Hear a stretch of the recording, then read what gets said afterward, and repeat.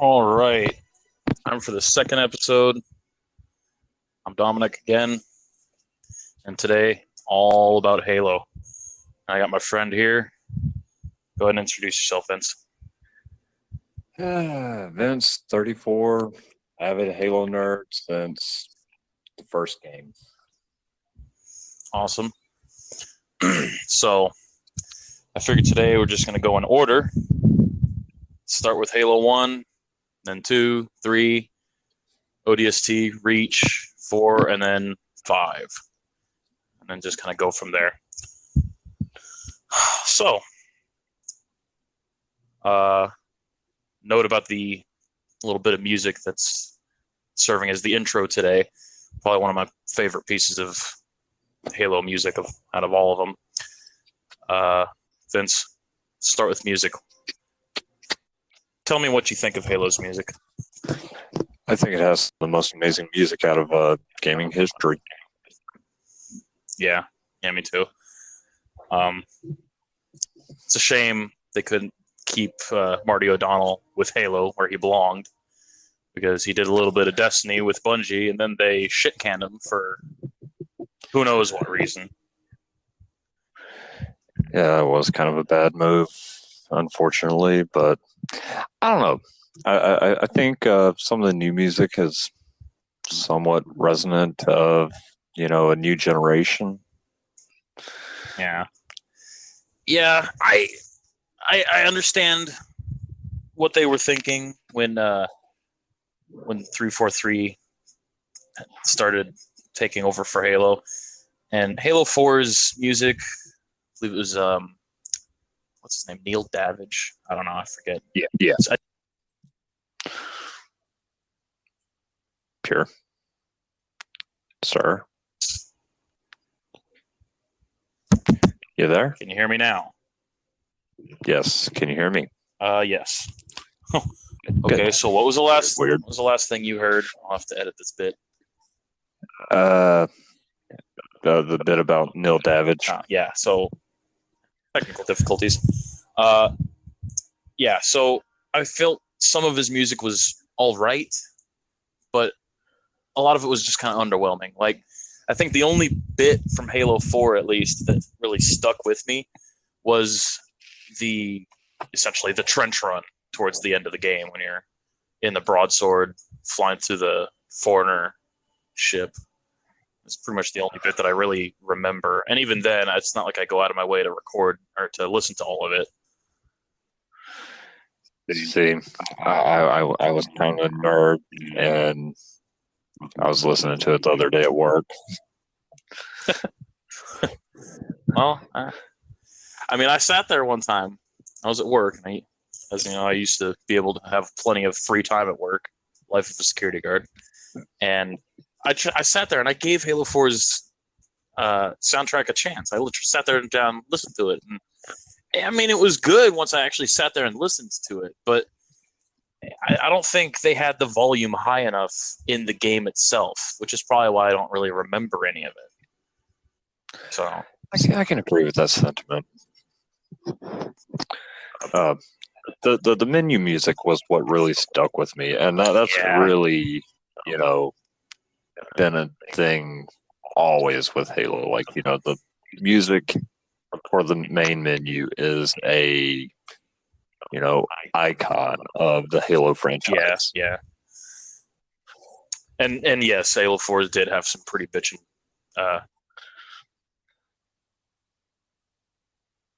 Cut out again, sir. Test. Hello.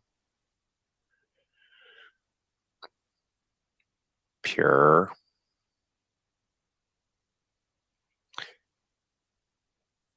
Hello. How about now? Can you hear me now? Yes. Okay. Although a bit of an echo. Seriously? Yo. God. This is turning out to be a real shit show. Quality entertainment, people. Maybe it doesn't like it when my screen on my phone goes off. I just have to keep it on.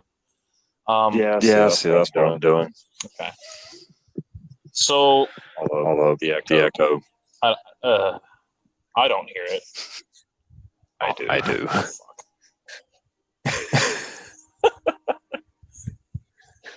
All right. What was the last thing you heard me say? Because I don't know if it's recording me or not. Pretty sure I was talking about the main menu music for 4. Yeah. Well, yeah, it was good. I like the main menu music, and they did at least get that good. I don't remember Halo 5's. Yeah, Halo 5's music just it didn't stick with me. Halo 5 didn't stick with me, but we'll get to that more in depth later, of course. Yeah. So, I guess we'll start Halo 1. Go ahead and tell us about the first time you played Halo.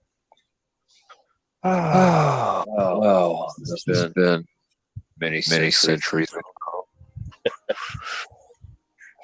I want to say I first played it when it was probably about 6 months after it first came out. And one of my buddies had an Xbox, and came over.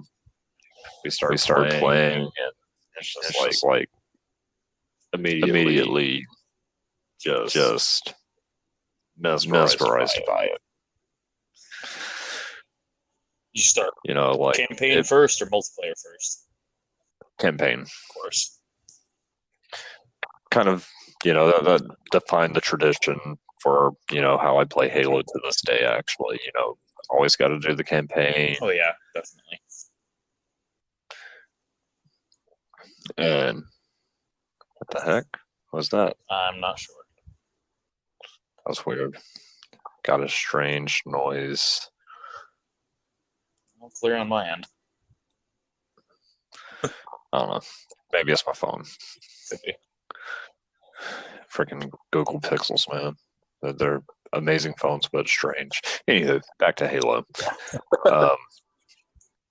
So yeah, played through the campaign, was, absolutely amazed by the sheer scale of the game. I mean, go from, small time shooter games like, 007 and Perfect Dark, and, some of these Quake games and everything, and then there's Halo, and it's humongous. Yeah, it was. And, played through the campaign, started playing multiplayer and everything with friends and whatnot. Then went into the military, and it became a tradition. Every weekend, Friday night, we would start out, and it would just be a multiplayer fest in the day rooms, and kind of upset people because we were constantly occupying the day room. We might have one Xbox, 2 Xboxes linked, and somebody might drag their TV out of their room, and just huge parties, and that was just the thing. And we played Halo 1 like that until we started going our own separate ways from tech school. Yeah. And eventually get back home, and me and my buddies, we kind of picked up the tradition, started going from like friend's house to friend's house, or, had a buddy that was youth pastor at a church, and he just opened the doors to the fellowship hall, and we would just, bring 3 or 4 TVs in, and, have like 4 Xboxes linked up and just yelling, killing each other and running riots left and right. And I mean, it's great fun. I don't know if I ever managed to do any system link for Halo 1. I think my friends and I managed to get enough people to do it one time with 2 separate Xboxes, if I remember correctly.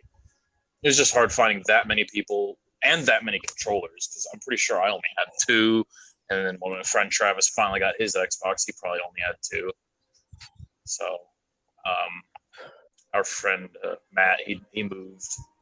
Mentioned him in the first podcast. He's the one that introduced us to Halo. And when he moved, I had to jump to the PC version until I could get my own Xbox. And Oh God, man! yeah, About PC version. There were some occasions I would go back to my old high school, and that this is kind of the origin of when the System Link party started amongst some of my friends and friends of their friends and so on and so forth. But I go back to my old high school one day, and just dropping by to say hi. Go visit one of my vocational instructors, and I stopped by the little student enrichment room, and there's some younger guys sitting there playing Halo on the PC. And I look at the teacher and I'm like, "Can I?" She's like, "Can you what?" I was like, "Can I show these kids how it's done?" Please don't start trouble. I was like, I'm not going to start trouble. I didn't know these kids, because they were a couple of grades behind me. So they were like sophomores or freshmen when I graduated high school. Yeah. And they looked at me and they're like, "You know how to play Halo?" Like, "Yeah, I know how to play Halo, man. What the heck's wrong with you?" They're like, "Well, join us." It's like, okay. I had these kids steaming mad. Steaming mad. That's how you do it. I don't know if they were expecting, me being a console player to not know how to use a PC or what, but, kind of scolded them a little. And then, smack talking started, and they started frequenting the cafe one of my friends' parents were in. And, they were like, "Man, da-da-da-da, you guys play Halo, da-da-da, Vince, he kicked our butts, da-da-da, we need to show him how to install a console." I'm like, "Bring it, man." Bring it. So, moving back to campaign real quick, Halo 1, what is your favorite mission and why?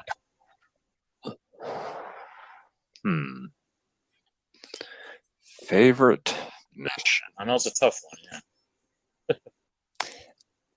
Really is, I would have to say, the introduction of the Flood. Yeah. Tell us through that, because I remember the first time I went through the first Flood mission, 343 Guilty Spark. When I saw them burst out of those doors, I'm like, shit! I didn't realize that the infection forms were so easy to kill. It was.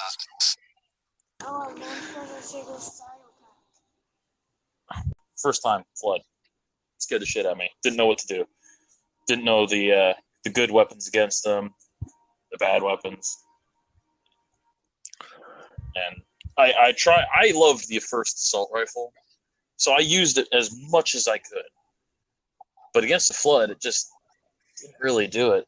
Not the combat forms, anyway. They were bullet sponges with the assault rifle. Yeah. And then they would get back Still are to this day. Yeah, like I think that was what I loved about it. Like, I'm kind of a big horror fan. Yeah. I love psychological horror. That introduction to the Flood was just like a great high tension moment of where you're just kind of like, oh shit, what is this? And it had that horror atmosphere to it that really just, you're just like, okay, what do I do? Do I run? Do I fight? What do I do? Yeah, and of course, the music really helped set the tension throughout the entire level. Even before you had any idea that the Flood were going to come popping out of doors and stuff. Even everything leading up to that, fighting just the grunts and the jackals. Like, where's all the elites? Why is everything... Well, then you walk through that bloody hallway, and it's like, oh shit, something really went down here. And you're not expecting it. I didn't know what the Flood was. I went into Halo with no spoilers, no trailers, nothing. A friend just said, "Hey, you're gonna come play this," and that was. That's how I approached it. Like I didn't even know what Halo was. Like I'd seen it in, I think, EGM magazine. I was just kind of like, what is this crap? And just kept flipping through. Similar, Like similar to me. like I was kind of a video game back when I was young. I was very, very picky, and I still am very, very picky about games. But like, I actually do research into the games that somewhat. Well, you have to these days. Yeah, you really do. Just about everything. Yeah. But yeah, like, 343 Guilty was such a great level. And I mean, it was long. It was, oh my God, long. Like, oh, yeah. Especially if you did it on Legendary, it made it even longer. Jesus Christ. Elevator just keeps taking you down. Yeah. I don't remember the first difficulty I played on, but I remember getting thrown into Legendary pretty quick. And my friend insisted on it. He's the master. He knows what he's talking about, so I listened. And I did all right. I struggled at first, obviously. Once I started getting the game mechanics down and everything like that, I did all right. And another thing that I had to struggle with back then is before Halo, I played games with inverted camera controls. Down is up is down, that kind of thing. And I always played games like that. I don't know what I was thinking. But with Halo, for some reason, I just didn't change my controls. I think it was more because making profiles back then was kind of a big, it wasn't as easy. You had to change it every time or something like that. I don't know. I don't remember the reasoning exactly. I just remember I had to learn how to play with regular controls instead of inverted. And now I can't do inverted. I can't go back. And a funny sideways to that, actually, as you know, I used to play Ace Combat games and other flight games as a kid too, even way before Halo. I had like a couple of World War II flight sims on my dad's computer, and I would play with a joystick because my dad got a joystick, and I would fly planes the way they're supposed to be. You push forward on the stick, you go down. You pull back, you go up.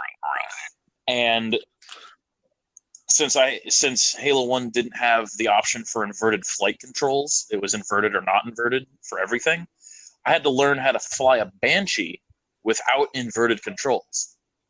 And eventually, again, I got fine. I got good at it. But now, since Halo's after that introduced inverted flight controls, I tried it. I'm like, it'd been a really long time since I'd played, and I'm like, I'll turn it on. That's how it should be flown. Can't fly a Banshee for shit. Cannot fly a Banshee without regular controls. But the thing is, I still fly every other game. Ace Combat, Elite Dangerous. I can still fly anything else with inverted just fine. But Banshees, no. Banshees don't work that way, apparently. That's that muscle memory, man. It really is. I spent years playing Halo, so. I've always played inverted. Any game that had an option for inverted controls, I've always done inverted, and it is so hard to go from not inverted to inverted. Yeah, or vice versa. Yeah, like any time my ex-wife would play a game on my profile, she would just start freaking out, like, why is this inverted? Like, always called me a weirdo for it. I'm like, well, you are. It's just how I learned to play. It is kind of weird. Even PC games I play inverted. Oh God, that with a mouse? Jeez, I can't imagine. I wonder if I did too. I don't really remember much for PC. I played a little bit. I played Battlefield 1942 a little, eventually Halo. But by the time I played Halo, I wasn't playing on inverted, so. But with a mouse, that just seems different to me. It takes some getting used to, and yeah. Some games it works fairly well. Some games it's just like, oh my God, what have I got myself into? Yeah. Well, my favorite level, I think, I really like the Assault on the Control Room because I really like the Scorpion. I still love the Scorpion. But I think I gotta say my favorite level is probably Silent Cartographer. And a lot of it's just for the opening future D-Day that you get to do. It's just so badass. Come in on a pair of Pelicans with bitchin' music playing, that awesome Halo theme. You jump out, you just run up the beach shooting all these Covenant with all your Marine buddies, grenades flying everywhere. It's still probably I think it's my favorite moment of the whole first game. Closely followed by the Warthog run at the end. Oh man, see, that's like I critique every modern Halo game. What for? Is it going to have a equivalent to the Warthog run? Yeah, like Halo 3 did, which I was glad for. I thought it was fitting. It was, it was different, but if it worked, it's still fun. And then Halo 4 tried the trench run, which wasn't exactly the very end, but similar. Not as fun. They had the Ghost Run too, which was frustrating, but it'll give you that feel of a Warthog run almost. Yeah, and it had the good music to accompany. So, I remember a lot of my friend. We discovered the secret grunt on the Warthog run. Where you go down that one little hallway and he starts talking about food nipples and stuff, and he doesn't shoot you. No. We went through so much effort. We found so many little secrets, found little tricks, discovered the reloading trick where you start the reload of a weapon and then you drop it for something else at a certain point during the animation, let the sound play out, and then you pick it up and you reload your clip without using any more ammo. Yeah. Never knew that one? Yeah, I never really did too many secret hunts in Halo 1. Most of that came in 2 when, I just had way too much time on my hands. And when they had skulls. Yeah. Oh, the skull hunt was so much fun. God, I remember some of them were pretty harsh. Yeah. So yeah, I'm gonna go with Silent Cartographer for my favorite. Now, back to multiplayer one more time. Did you guys have any special game modes, custom multiplayer game modes that you made that you always had to do whenever you got together to play? Not really. Usually it was just Slayer or Capture the Flag, and I was pretty much banned from sniping in CTF. But that's where it should be. Yeah, until 3 unfreaking believables later, and the guys on the opposing team are just kind of like, please get him off of the base. So, favorite map, was it Blood Gulch like most people's? Oh yeah. Blood Gulch or Sidewinder, depending on the game mode. I really enjoyed Blood Gulch for BTF because sniping. Yeah. And it's just a great map. Scorpion Great map for it. Yeah. Scorpion sniping was really fun because the joyous sound of a high velocity tank shell whizzing past your head really has a demoralizing effect on the opposing players. Yeah. See, my friends and I, we had a few. 2 of them stand out. There might have been some more, but 2 of them stand out. We would do some regular stuff, but we would always do these 2. It was Shotties on Chiron, where it was shotguns, only shotguns, unlimited grenades, no radar, and it was on that Chiron map where it's nothing but hallways and teleporters. Yeah. That one? That is. Oh, and I think we did no shields. I don't know. We can go back and forth between shields and no shields. I think we did no shield, or I think we did it with shields most of the time, just so you can have that possibility of escape. But my friends and I'll play that. My friend Cody, he swears up and down he's better, but I usually give him a run for his money if I don't come out on top anyway. So he and I will go back and forth on shotties on Chiron. The other one we always did was rockets on Prisoner. Oh man. All those different, there's like three floors and a bunch of walkways and just a bunch of rooms going back and forth. Real small place and just rocket launchers. No shields, all rockets all the time. It's blasty blast, literally. We did like, when it was just like, a few of us, maybe like, just me and another friend or four of us, we would do, shotties and snipers on occasion. Yeah.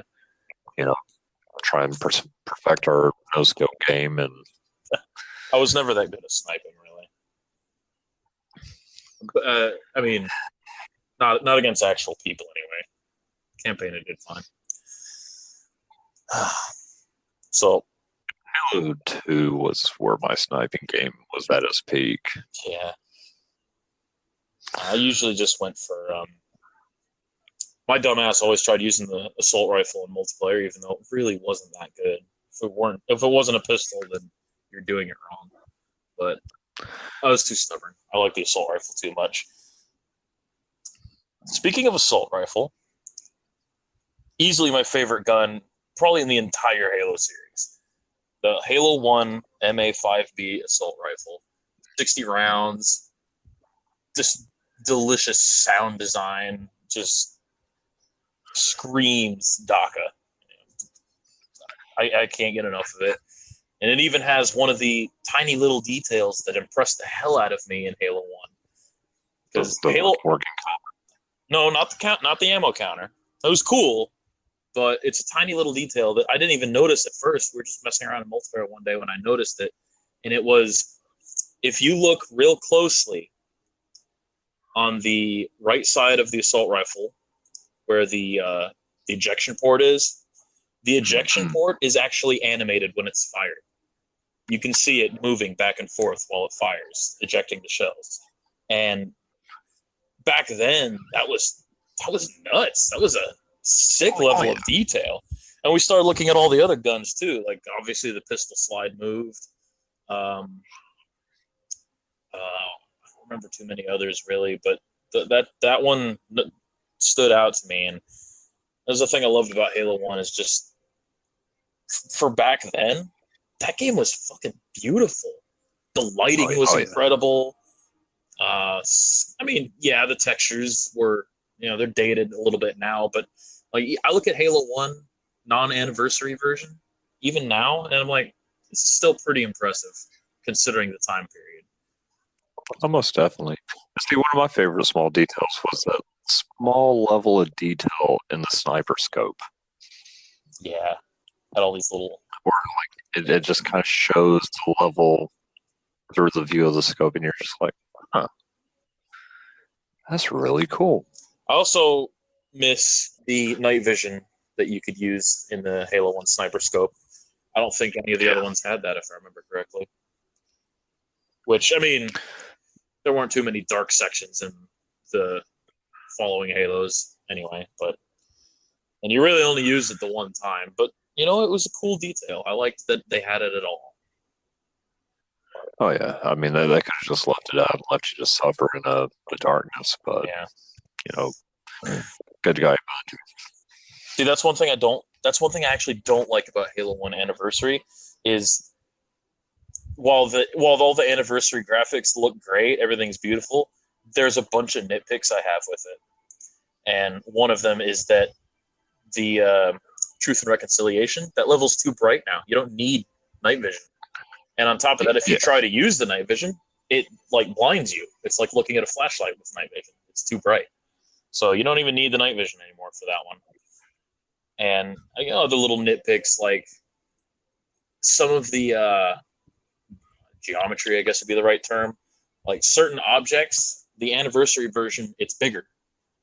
But since it doesn't quite line Yeah, but since the new graphics is just a visual layer, whatever the actual geometry of the old game is still in effect. And like in the library, I found this out by walking up to a pillar, and I realized I was inside the pillar. And I switched to old school graphics, and the pillar was not as big as the anniversary version. But the anniversary version is just a skin, basically. So you can go through certain bits of geometry. Another one that stood out was in the beginning of the second level Halo, when you, well, when I always go across the bridge and hide behind a rock and then shoot the banshees out of the sky. And I had an anniversary graphics. I crouched down and I was shooting the goddamn rock, even though I had plenty of what appeared to be open space before me. Switched to classic graphics, and there was the rock. Yeah. See, I discovered that on what was it? Silent Cartographer. I was hiding behind a section of wall, and I was sitting there in anniversary graphics, shooting at an elite, and I was like, why am I not hitting this elite? He should be dead. Meantime, Yeah. my wife is, playing split screen with me, and she's like, "You're shooting the wall." I'm like, "No, I'm not." She was in classic, wasn't she? No, like apparently she could see like the bullets bouncing off the wall, Yeah. and I could, but it happens. Yeah, anniversary is good and all, but another thing I didn't like is how they used a lot of uh, models from Reach. I do not like that they replaced the Banshee with the Reach model because, first of all, the Reach model shouldn't have the Reach Banshee shouldn't have even looked like that. It doesn't make sense. And yeah, I just didn't like it. The elites seemed like fatter because their armor was clunkier and fatter in Reach. But since it was Halo 1 elites, their actual body was modeled differently, so they look kind of bunched up. Yeah. Didn't really like that. See, yeah, like I have some complaints about 1 and 2's anniversary editions, and it's kind of like it's pretty, it's awesome to look at, but I did. oh, I did like the cutscenes for Halo 1 Anniversary though, because they actually redid them. Like they didn't change much. They just fully animated all the characters in it, so they looked less robotic and clunky. And I did like that. That was cool.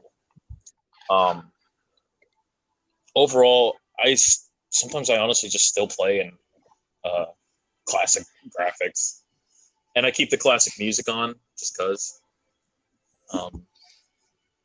gotta have the classic.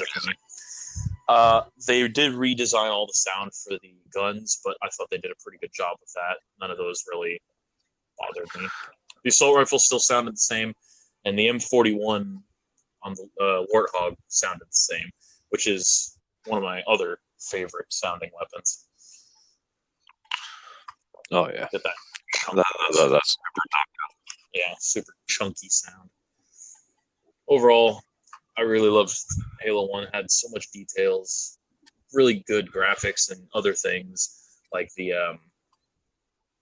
just the way, like something as simple as shooting a wall and the sparks flying off. The sparks would bounce off of other surfaces. Like even current Halos don't really do that much. They don't have. There's certain little details that just aren't as good. Halo 4 stands out. I'll bitch about that later. So let's wrap up Halo 1 right now. Final comment on Halo 1. I freaking miss it, man. And, tons of good memories. Yeah. Yep. It stands out as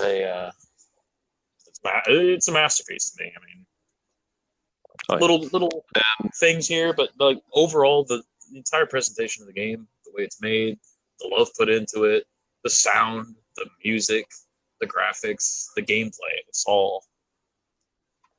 They don't make them that way anymore. No, they really don't.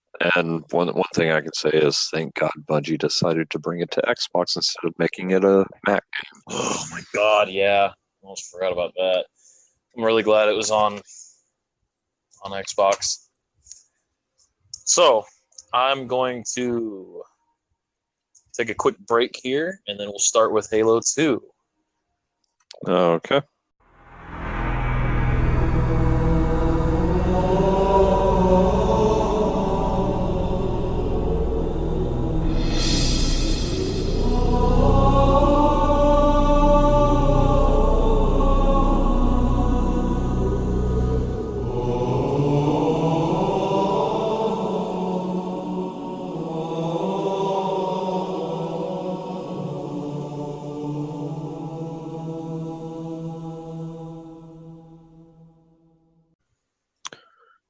All right. Yo. Welcome back. Now we move on to Halo 2. When I first saw the trailer for Halo 2, I believe it was E3. I don't even remember how I saw it, to be honest, because I really don't think YouTube existed yet. I think you just had to find these things. Honestly, it was probably on Bungie.net, because by then I was all over Bungie.net. I was on it all the freaking time. And yeah. So the first announcement trailer, the teaser, Chief walking through the halls, all this radio chatter going on in the background. I'm like, ooh, his armor looks awesome now. Holy shit, a new gun. I wonder what that thing does. And then finally it gets to the hangar, and you see it, camera pull up, you see Earth. It's like, oh shit, we're going to Earth now. This is going to be awesome. And my friends and I were just flipping our shit for that. And then later on, they came out with that extended gameplay demo, which was from E3, that showed the early concept of New Mombasa. And Right. you remember the hype. Oh, yes. New enemies, vehicle boarding. Chief picks up not only an SMG, but 2 SMGs. It was like, holy crap, new weapons, and you can hold 2 of them. God, I miss the idea of a single shot battle rifle, but then we got the DMR, and it's everything I dreamed it would be. So it's all right. Oh, absolutely.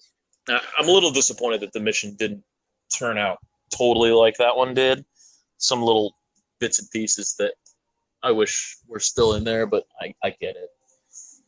So Halo 2, then it came out. My friends and I played the shit out of it. And of course, Xbox Live had begun by then, and I'm pretty sure Halo 2 paved the way for future of online gaming as far as consoles go. Yeah, I most definitely, like, I'm surprised my Xbox did not have an aneurysm as much as we played Halo 2. Oh yeah, I remember. And like, oh, go ahead. And I can clearly remember, that like I went out of my way, bought an Xbox, and got Halo 2, and played the ever-loving hell out of it by myself. Played through the campaign at least 10 different times. Yeah. And explored every nook and cranny of every level. Yeah. See, I specifically remember I pre-ordered it because by this time, by the time I think Halo turned me into the gamer I am today. Because before, yeah, I played games when I was like 4. I played Sonic a lot, but I don't really think of myself quite as a gamer. It started getting a little more, started higher love for video games. My dad got his PlayStation. I played stuff there, but like by the time Halo 2 came out, I was 7th grade, I believe. And like this is where my love of gaming had been elevated. I pre-ordered Halo 2 the special edition with that cool little steel steel case and all that. And I specifically remember being grounded when it came out, and Oh no. and I'm like, I had my money to go finish paying for it, and I don't even remember what I did. It was something stupid. It was my stepdad. It was his idea. Dick. He grounded me, and like the day came. I got out of school. I got off the bus. I went home. No, I didn't go home. I went straight to Game Crazy because it was like a short walk from my house. And I picked it up. I looked at it. I held it in my hands. It was glorious. And I was like stupid excited the whole walk home. And I specifically remember going up to him because my mom was still at work. I'm like, please, can I play it? He's like, all right, fine. You have any homework? No. All right, go ahead. Yes! So I ran upstairs, popped that shit in, started the campaign immediately after staring at that beautiful, beautiful title screen for a while. I can't even remember. Like, I remember I was like super excited. I had like, Halo 2. Yeah. And then, along comes Xbox Live. Yeah. And, Halo 2 is, Xbox Live compatible. Like, oh my God, this is great. I don't have internet at home. What do I do? Because, like, my grandma was, like, super anti-internet. Like, internet's the devil. You don't need to be there. There's too much bad crap on it. I mean, there is, but that's not the point. Yeah. That I had ways of getting around that, but that's, another story for another day. But, as I mentioned earlier, my friends, one of my friends' parents, they ran this little coffee shop / cafe deal, and we decided, okay, well, we'll sweet talk Sean's parents into letting us go to the cafe and using the internet. And they had, because DSL wasn't super common at the time, and if you had DSL, you were hot shit. So I was definitely hot shit. So, Cafe had top-notch DSL. Actually, I think it had a T3 LAN. So, it was, or not T3 LAN, but it was Type 3 internet.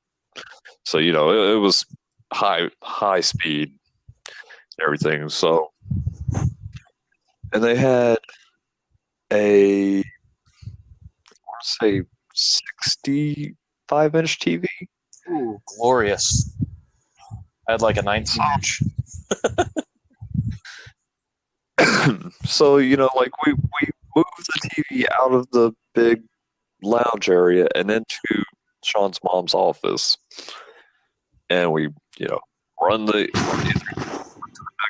Xbox, and we're all excited. We're like, yeah. And that became like a weekend tradition. Like we if Sean's parents would have let us, slept at the cafe all through the weekend. Yeah. Halo 2 was good times. I think it was the first game I actually played online. I don't think I hardly played anything else. Like, God, I don't even remember what else there was to play. That's all I really remember playing for the original Xbox, anyway. Dude, that was the only online game we played. I'm seriously, I'm drawing a complete blank on what else I might have played. Yeah. So campaign. Let's go over that one first. I was super excited. The whole beginning part was cool.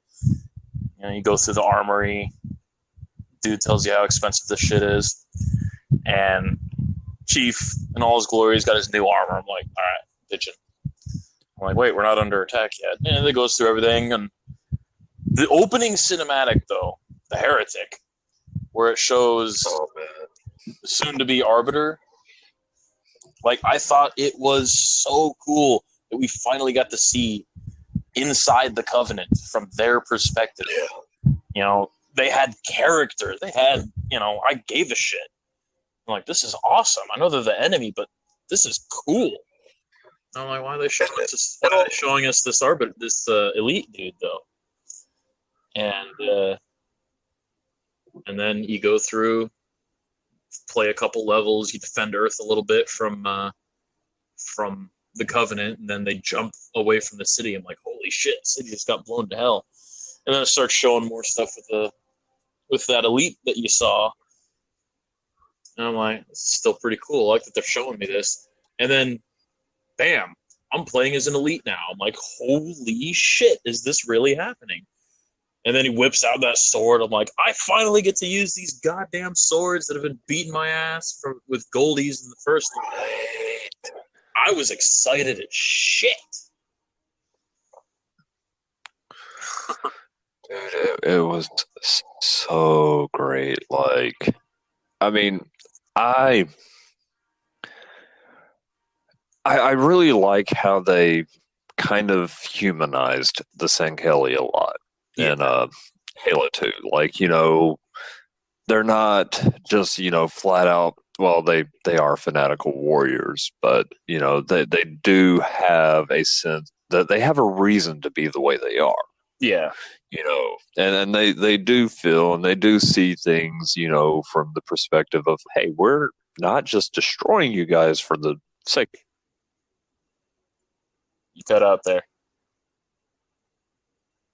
Hello. Come back, Vince. Can you hear me? Yes.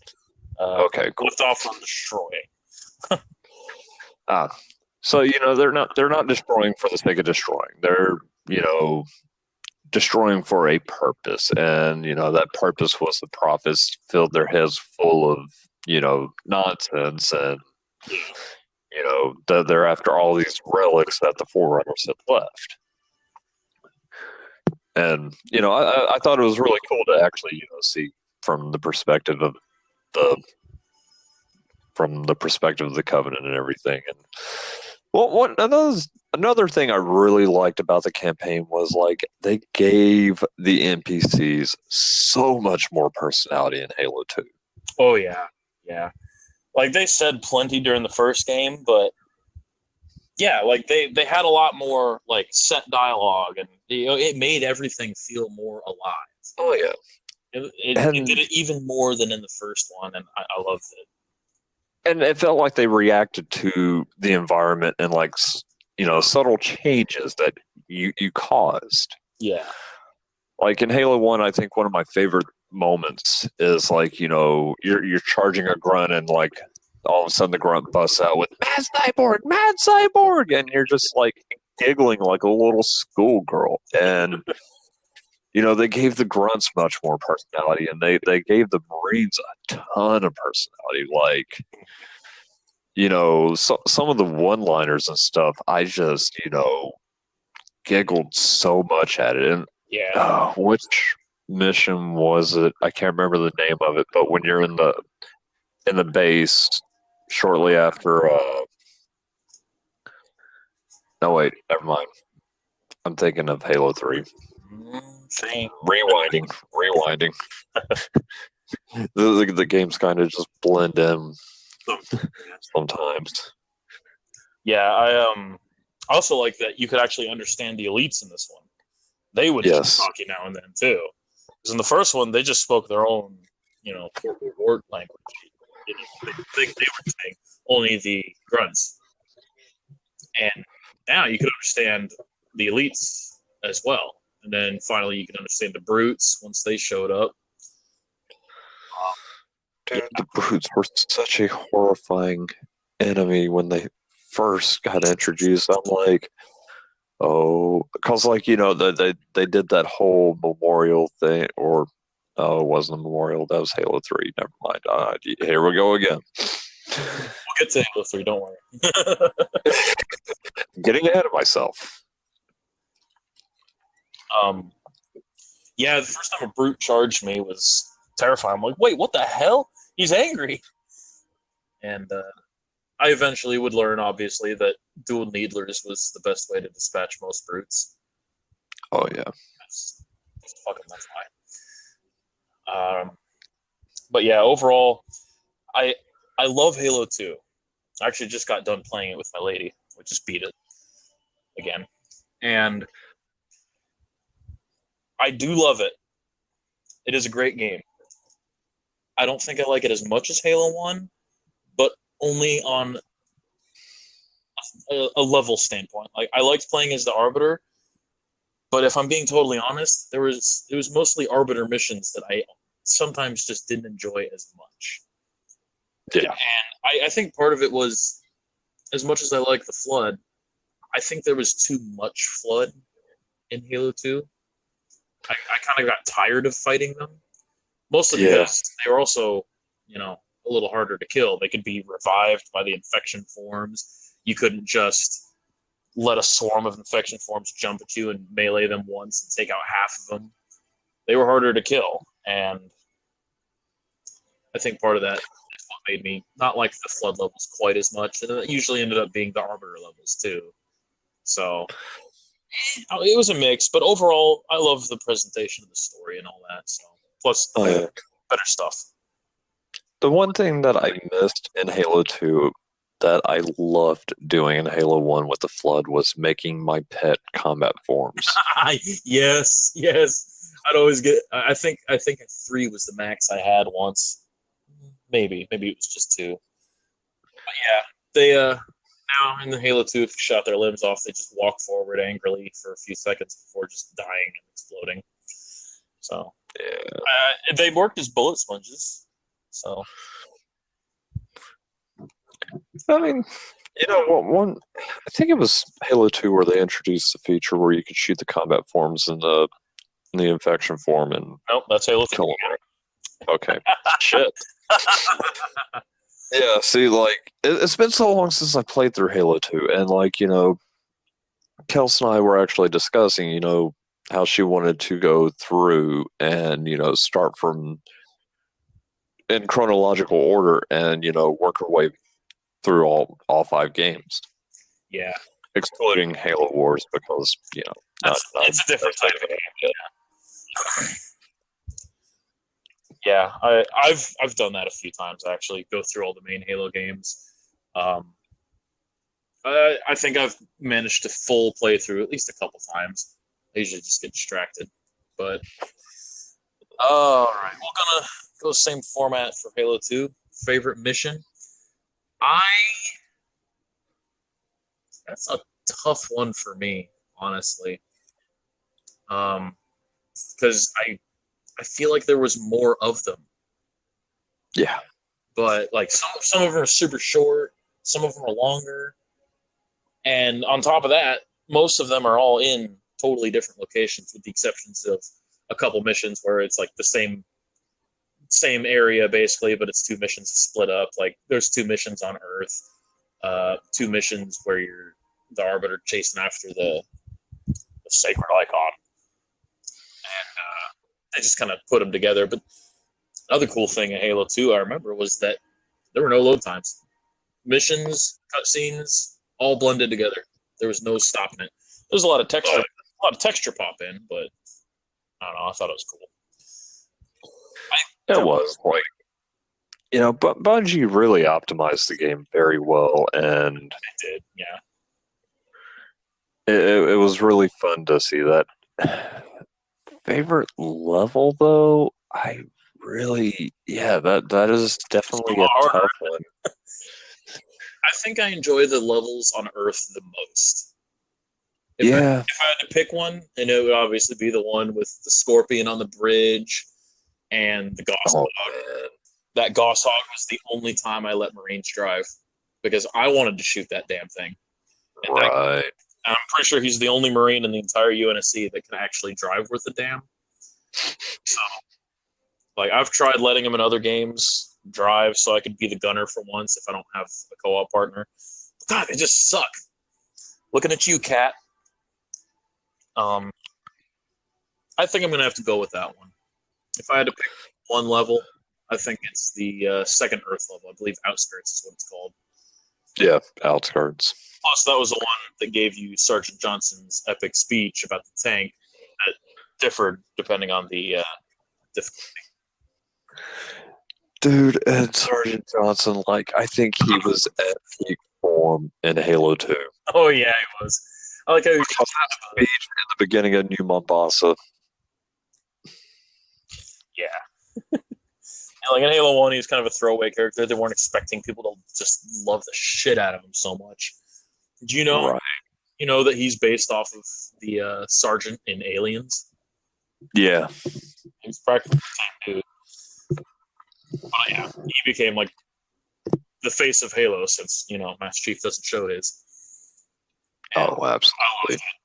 he was used in advertising and all that shit. It was hilarious, and I'm glad that they gave him full character this time.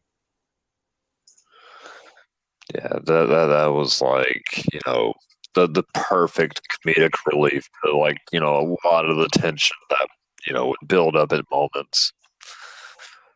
For a brick, he flew pretty good. Goddamn Johnson. May he rest in peace. Yeah. Least favorite level, I've got to say, I believe it's called Sacred Icon, if I remember correctly. It's the level where the Arbiter actually manages to get to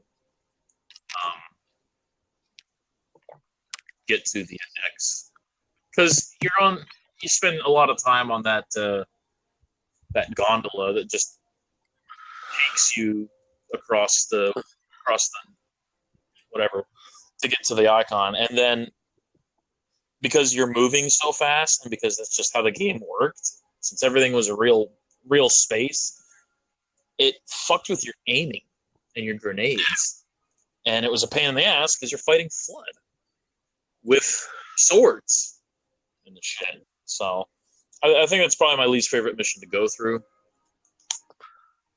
Just mostly for the gondola bit, honestly. Yeah, like, favorite, I'd have to say overall favorite level for me was in Amberclad, just because of that just really amazing music in the beginning of the level. Talking about the when they first get Amberclad, which now I don't know which level it is. It's so terrible. What a Halo fan I am. It was the one with, like, the really heavy guitar instrumental. Shredding the hell out of the guitar, but, like, it's just that subtle. Oh hell, what was the tune? I'm not very good at expressing tunes. What was the beginning of the level again? It was more or less in jungles, and you're having to deal with, like, the sniper jackals and all that. That's Halo 3. That's Halo 3? No, that's not Halo 3. In the jungles? Yeah. No, I'm not talking about the Earth jungles. I'm talking about, like, on the New Ring. Oh, Delta Halo. When you first arrive at Yes. Delta Halo? Yes. Oh, yeah. I do love the opening cinematic for that. Dropping in the drop pods with ODSTs. Yeah. Good times. And that was good music. Halo 2 brought some great music to the... Oh, absolutely. Continue. Like that, Great like my favorite track.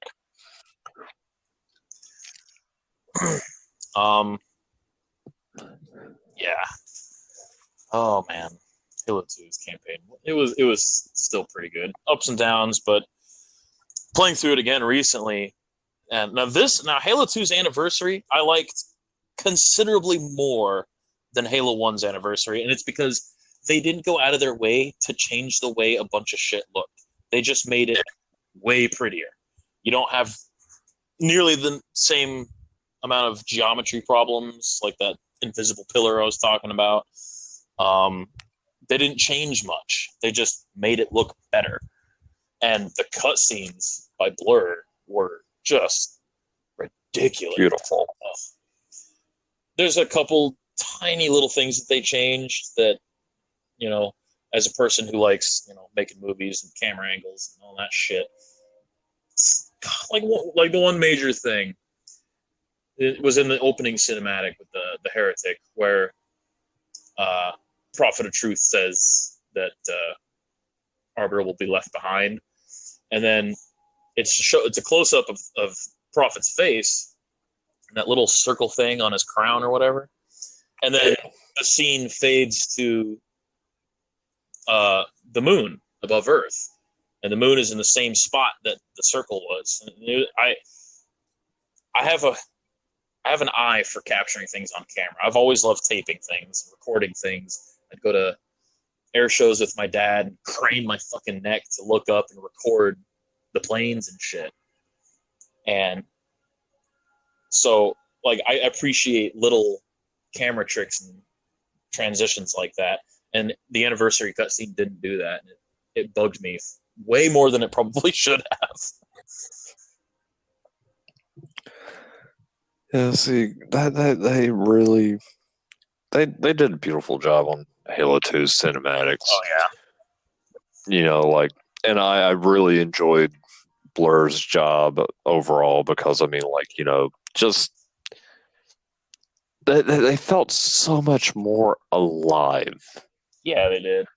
Versus, you know, the polygonal characters. Like, I had an appreciation for it when it too. Yeah, there's more freedom.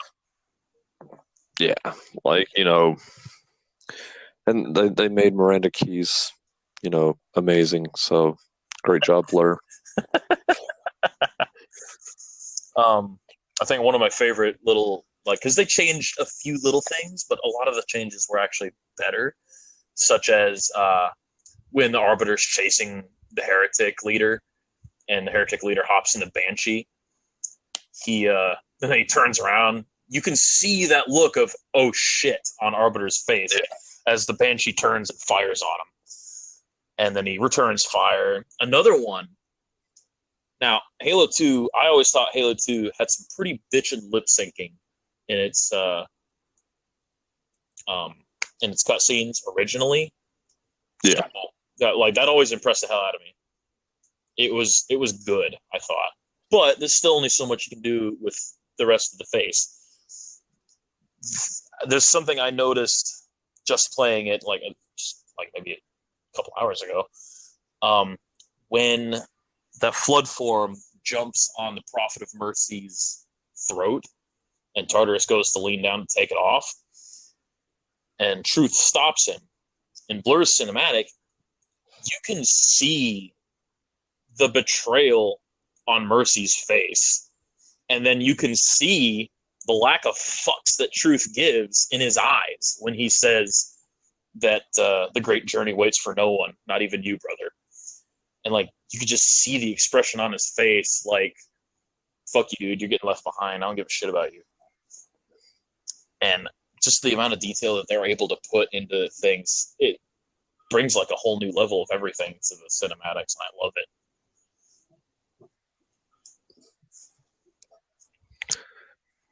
Yeah, I'm definitely gonna have to play completely through Halo 2 Anniversary. I never did complete it. Well, that's a shame. Yeah, you know, life and gaming ADD. I get it. So, quick bit on Halo 2's multiplayer, since it was Xbox Live, not as personal. I enjoyed its multiplayer quite a bit. I don't remember what I played game-wise. I remember a lot of time on Zanzibar. I remember when those new maps came out. That was cool. I ran so fast to get those. Oh, yeah. I like that little extra cinematic that they gave you, too. And I love that Blur actually made that cinematic. The Day at the Beach one. Remember that? Yeah. I love that Blur also remade that cinematic, too, because I loved it. I wish they'd have put it in the game. Oh, they remade it? I never saw that Blur remade it. You have to go to Halo Waypoint to watch it, or just YouTube. Yep, I will definitely be having to check that out. Yeah. All right. Yeah. I just remember having a fuck ton of fun on what did they call it? Coagulation, the new Blood Gulch. Yeah. Still played a lot of that. Still sucked at sniping. Got pretty good at CTF though. Those mongooses or mongoose, whatever. They were super handy. Great for CTF. See, I got a lot of salt on Zanzibar, and in the early days of Xbox, hate mail wasn't very common in the early days of Xbox Live. As you know, most of the player base was a little bit more mature. Kids didn't really have access to that kind of stuff. Yeah. But I was really one of those I don't give a fuck type of players. And when I discovered the super jumps, oh yeah, a ton of time on the roof of the main base. I think Ascension was the easiest one for me to do that on. That big thing in the middle. What was your favorite multiplayer map for Halo 2? Zanzibar by far. Yeah. And it wasn't just because of the super jump. It was, it was just a very asymmetrical map, which kind of led to some, what's the word I'm looking for? Very guerrilla style tactics when it came to multiplayer. Yeah.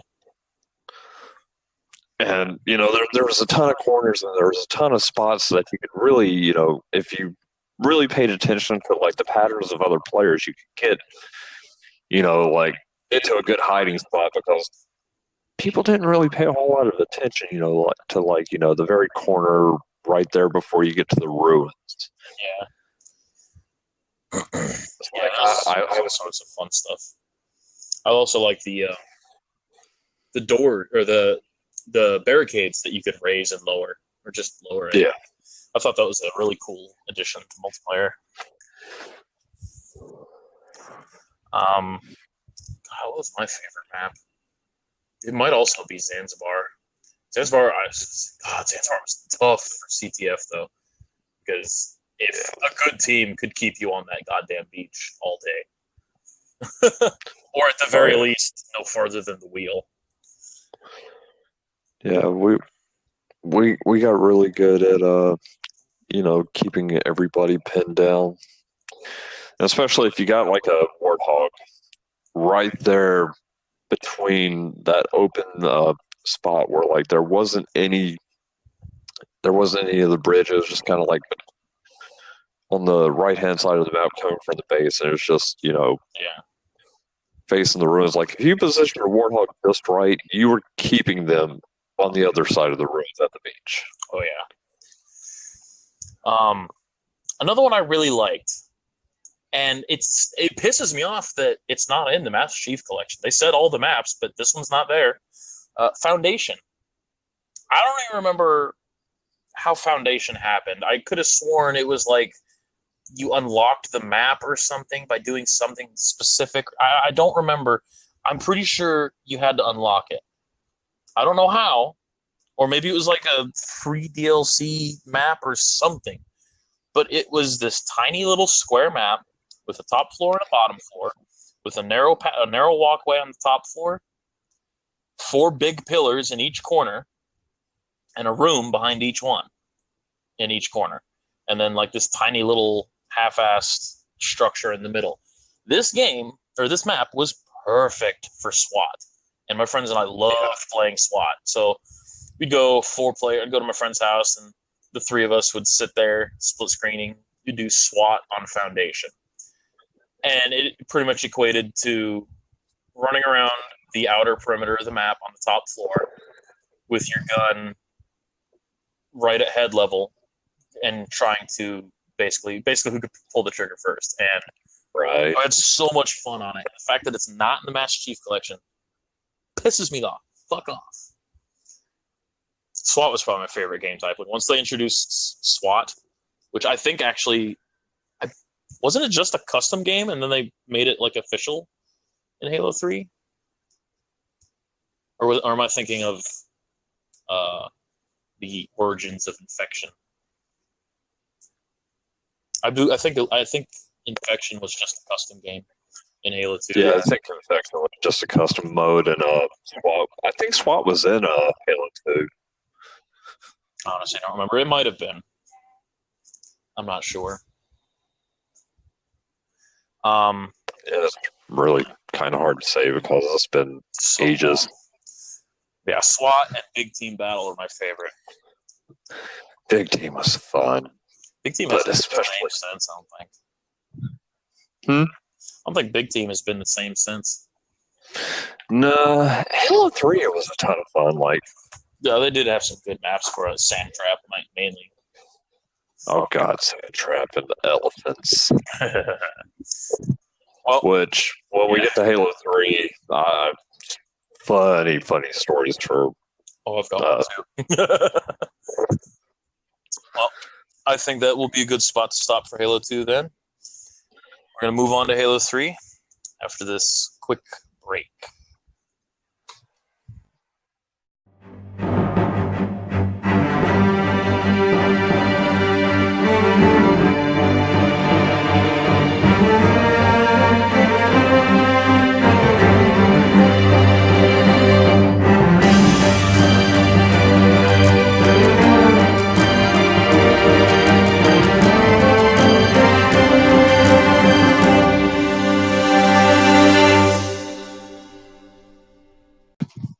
All right, we're back again.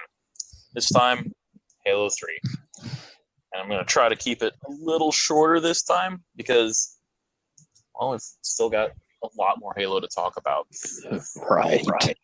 Might have to split this whole podcast episode into a two-parter. We'll see. We'll see how long Halo 3 goes because then we got Reach, ODST, 4, and 5. And, goddamn. All right, let's start with Halo 3. Halo 3. Oh my god, the Finish the Fight trailer. Oh, sweet Oh, baby Jesus. See that trailer. I don't think I've felt more hype. Yeah. That trailer. And that's why I used the music from that part that ended up in that part of the game for my intro this time. So, oh, God, Halo 3, though. Halo 3 was a culmination of so much. The music, the soundtrack was probably the best it had been. The gameplay was tight. Everything was great. They improved let us have a new control scheme that made dual wielding easier. That's when they introduced reloading with the bumpers, which that's how I play now. I stopped using X to reload a long time ago. Once they introduced that, I'm like, damn, this is easier. So I started doing that. I think I can safely say that Halo 3 is my favorite Halo. Yeah. Yeah. I mean, yeah, it definitely had a freaking amazing campaign. I mean, like, it was by far one of the most chaotic campaigns in the series. And they had so much going on in it, too. Like, every level, it was perfect. The music was great. It matched up everywhere, which, I mean, it normally does anyway. But, God, it was just so good. Only level that I'm meh about is the Crow's Nest. I'm just kind of meh. It's not bad. It's just a stepping stone, I think. And I mean, with any game, you're gonna have, one level that just kind of doesn't feel as great as the others. The library. Sorry.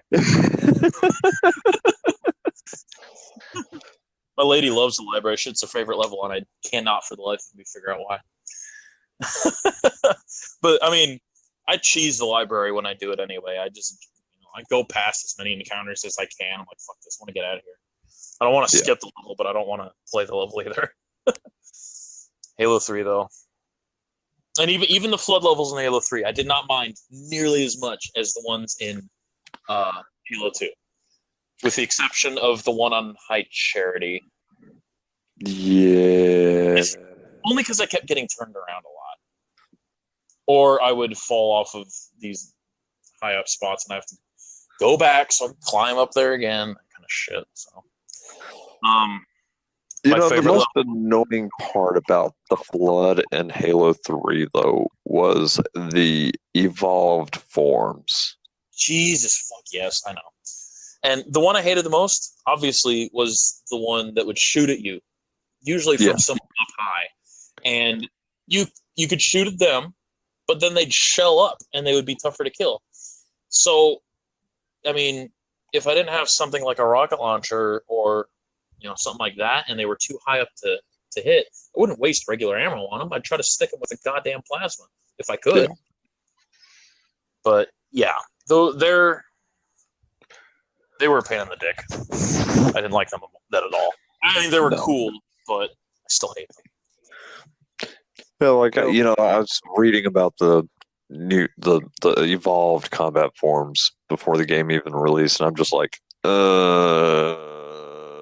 these don't sound that great. And I was really dreading, I can't remember what their names were.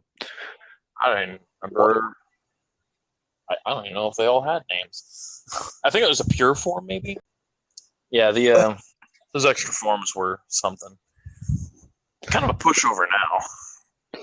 Yeah, after fighting Forerunners for 2 games. Yeah. Yeah, goddamn Prometheans. Fucking Prometheans. Another thing I forgot to touch on in Halo 2, because that's where they did it. They made hunters a threat. Yes. And then they made them an even bigger threat in Halo 3. Because obviously in Halo 1, you could, dance around them and shoot them one time in the back with a pistol. Dead. Easy. Done. But then in Halo 2, they started hitting behind them. I'm like, oh shit, I have to actually try now. And of course, they didn't give you the super pistol. And then Halo 3, you actually had to break off some of their armor a little bit to get to them. And it was a lot harder to stick them. Yeah, that and sticking them. I mean, it only did so much, but it helped. And unless you had a shotgun or a sniper rifle, you didn't really have that instant fuck you like the pistol. They made sure to not give us that again. Yeah. But, yeah, my favorite level in Halo 3 is easily the Storm, where you first fight a Scarab. Oh, God. When that Scarab came down off of that building, and I'm like, holy shit, do I actually get to fight it this time and not just board it? And then I did. It was moving around on its own, not some set path. It was shooting at me. It had more guns on it. It was bigger and angrier looking. Yeah. And I'm running around on a mongoose with this Marine with a rocket launcher, just beating the shit out of it. And God, and then easily the most beautiful explosion Halo's ever had is Scarab explosions. I'll do that all the time. Yeah. Plus, the music on the Storm, pretty much everywhere you are, the backdrop is that Forerunner ship in the center, above all the Covenant ships circling around it.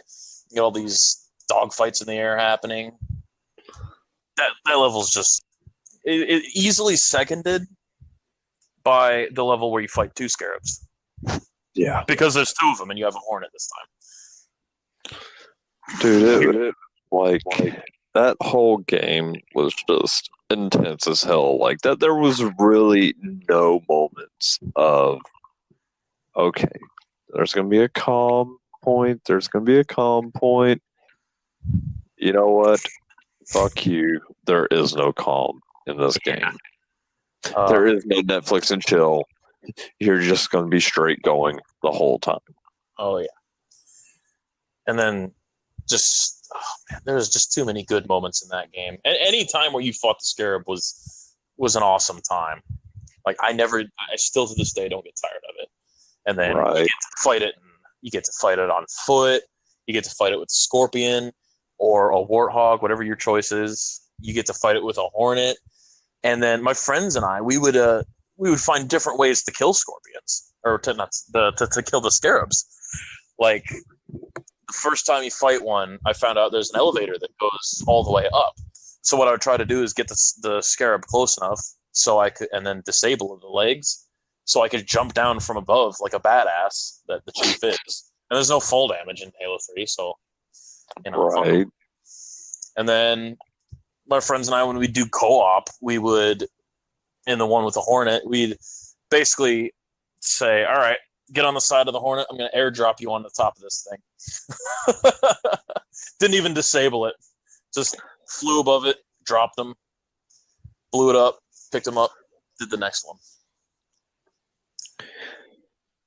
Like, I have to say, one of my favorite moments in Halo 3, and it wasn't even like, a moment of gameplay. It was just right there at the beginning when John falls to Earth and his first reaction is, oh shit, Elite, gotta kill. And they're like, no. Yes. Come on, calm down, John. Calm down.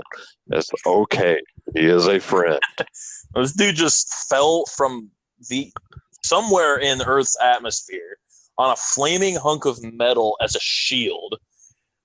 Lands. He's pretty much disabled, knocked out for who knows how long. Everyone thinks he's dead, and he's like, nah, I'm good. He gets up, and no sooner does he dust himself off, this Elite appears, and he just kicks it into gear. Instant murder mode. Right. He shoves a pistol down the Arbiter's throat, but he's still cognitive enough to listen to Johnson. He's like, no, don't kill him. He's with us. I'm like, but then he doesn't fully trust the Elite yet anyway. Right. So he hesitates before pulling the pistol back. Halo nerds who, have kept up with the lore of the game and everything, because at this point, several books have come out. Oh, yes, and I'd read them all. Yes. And, so some of the non-Halo nerds who just play the games and, love the story but don't bother to read or, study the lore, are like, how could he have survived that fall? He came all the way from Earth's atmosphere. Re. Yeah. And, us Halo nerds are just kind of standing back like, damn, that's some badass Mark 6 armor. They must have really upgraded the microgel and all that stuff. And he even mentioned the gel layer, too, the Marine that was running his diagnostics. I like that they were acknowledging the books. Yeah. But, I mean, till Halo Reach, but again, that's the next section. Yeah. Yeah. So, Halo 3. Great ride, front to back. Never a dull moment. They made the Flood a little more terrifying now because that moment in Floodgate when they first arrive on Earth. Oh, dear God. You can see the ship. You see the green gross coming out of it, and you're like, oh, shit. Me and the Chief both know what's up. And then, but when you're going through this hallway, a door opens, and there's a Marine. He's coming towards me. He wants help. And there's all these infection forms chasing him.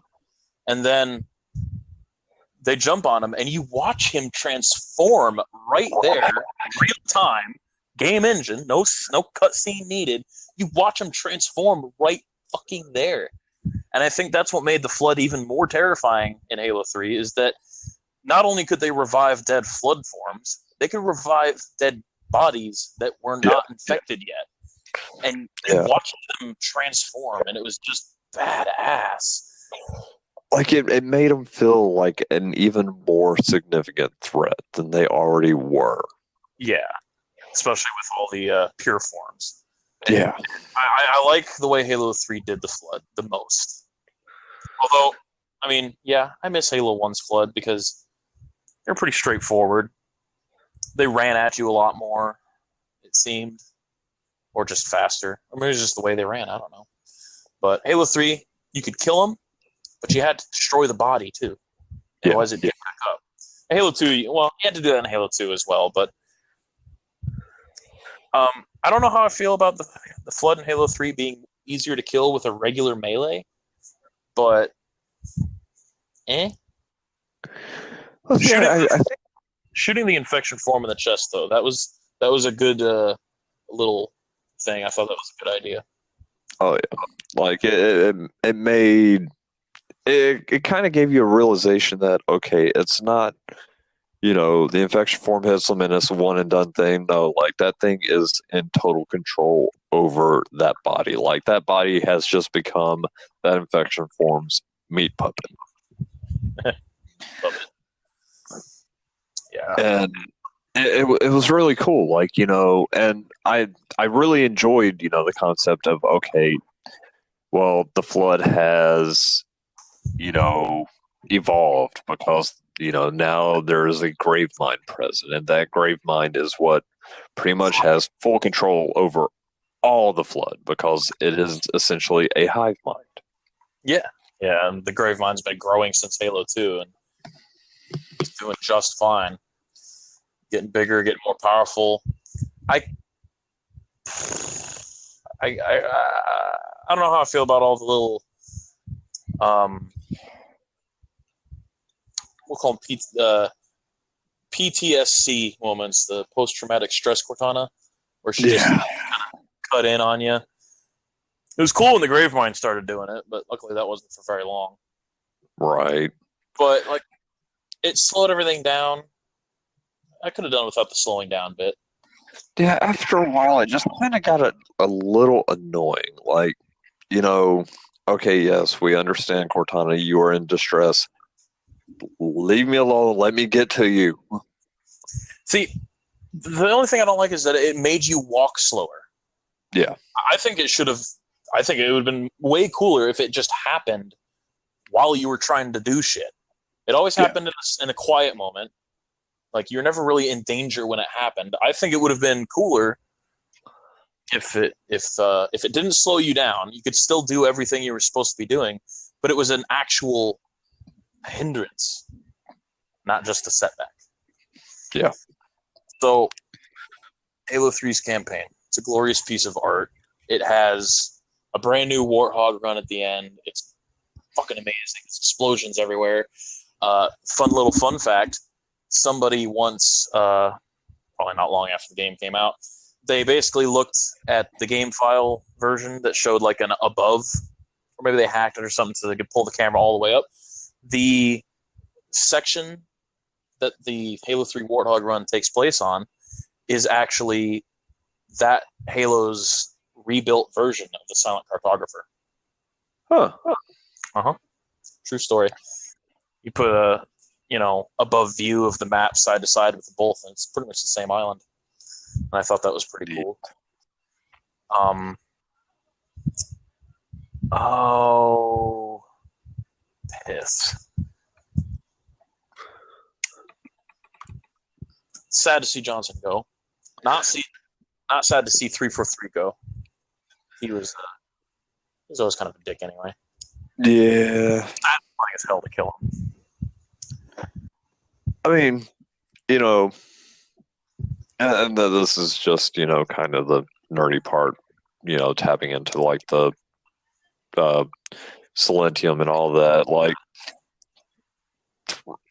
Guilty Spark had been around for eons, essentially. Long. Yeah, like, and I think the coolest part about it was, well, you're sitting here and you're playing through all these games and you're thinking, okay, well, it's just a AI. But, Guilty Spark, Mendicant Bias, what was the other monitor? Penitent Tangent? Yeah, Penitent Tangent. Like, they were all living creatures. Like, Guilty Spark was human. Spoiler alert, by the way. Yeah. Well, I mean, I don't know if we were going to tap into the books or not. We can. I actually have not read any of the Forerunner saga yet. Oh, shit. My bad, dude. No, fine. I already knew that. it's the lack of time, really, is why I haven't. I've read up to the Cole Protocol, I think. I think. Great fucking book. Oh god, they all were. I loved all of them. I really want. If they do finally do the Halo movie, I just want the Fall of Reach. Can I have that? Yes. The Fall of Reach in its entirety. You know what I would really love to see is I would love to see, them do a trilogy. Fall of Reach, do well, I can't remember the name of the second book that actually took place during the events of Halo. Yeah, The Flood and First Strike. I loved First Strike. First Strike was awesome. Oh my god, dude. Because it bridged the gap between 2 and 3. You found out how Sergeant Johnson survived. You found out that Linda survived, and then there were other Spartans still alive. You found out what happened at Reach. Yes. Which was awesome. I loved it. Yeah, see, that was kind of, when we were kind of planning all this out, I was just kind of sitting there thinking, that would be, one of the great Halo games to see done is I would love to see, what in game form, like what happened during the events of First Strike, make it a more cinematic game, kind of like Metal Gear Solid. Oh, yeah. Give us some lengthy cutscenes. Let's see, red team and blue team working together, seeing Spartans do what Spartans do. That Spartan family that they had. Yeah, not like over the top glitzy Spartan Force. Like, oh my god, look, I'm just an ODST, and look at all these somersaults I can do, like the beginning of Halo 5. Spartan 2 is all the way. Mm-hmm.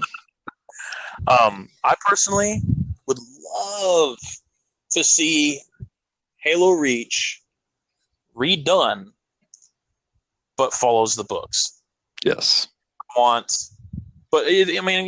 don't have to, have a good long scene. Maybe even a quick, maybe even a tutorial level that takes place during John's and the others' basic training as kids. I think that would make a bitchin' tutorial level. I would play through. I'd play through that. I know how to play Halo, but I think it would be awesome. Dude, it seems like one of my favorite books out of the Fall of Reach, or one of my favorite moments out of the Fall of Reach book, was when Mendez and Halsey, go into this huge cavern, and they're like, he's like, where are they? And he's like, watch this. And, I think that would be one of the greatest cutscenes in Halo history just to watch. Is they're still kids. They don't even have the armor. Oh yeah, they're in their augmentations, but they're still kids. Oh, and they fuck a Marine up in an exosuit. Yes. Yeah. I remember that fondly. I was really disappointed when Halo 5 came out, and then it said, "Hey, it's gonna come with this animated Fall of Reach." I'm like, no shit, really? I mean, it's not a movie, but it's something. And then it turned out that it was only half of it, and you don't even get to see the Keys loop. God damn. I was so looking forward to it being a good presentation of the book. It was cool for what it was. It wasn't Forward into Dawn. I think that was probably the greatest Halo side story ever. I enjoyed it. Yeah. God, can they give us? Can they let us? They added assassinations in. Can they let us do that to hunters? Can I do what the chief did to that hunter, please? Right. Make it like boarding a vehicle, because it practically is. Dude, and on the subject of the side stories, Nightfall was so terrible. Yeah, it was. And on top of that, the main character was Locke. Uh, God. getting ahead of ourselves there. Yeah. Back to that. um, focusing. I got it. Real quick, let's go ahead and wrap up Halo 3 because the campaign was obviously a masterpiece. Multiplayer. I feel it was probably the most balanced that it has been since. I liked it a lot. The equipment usage was, I could take it or leave it. Didn't affect me a whole lot.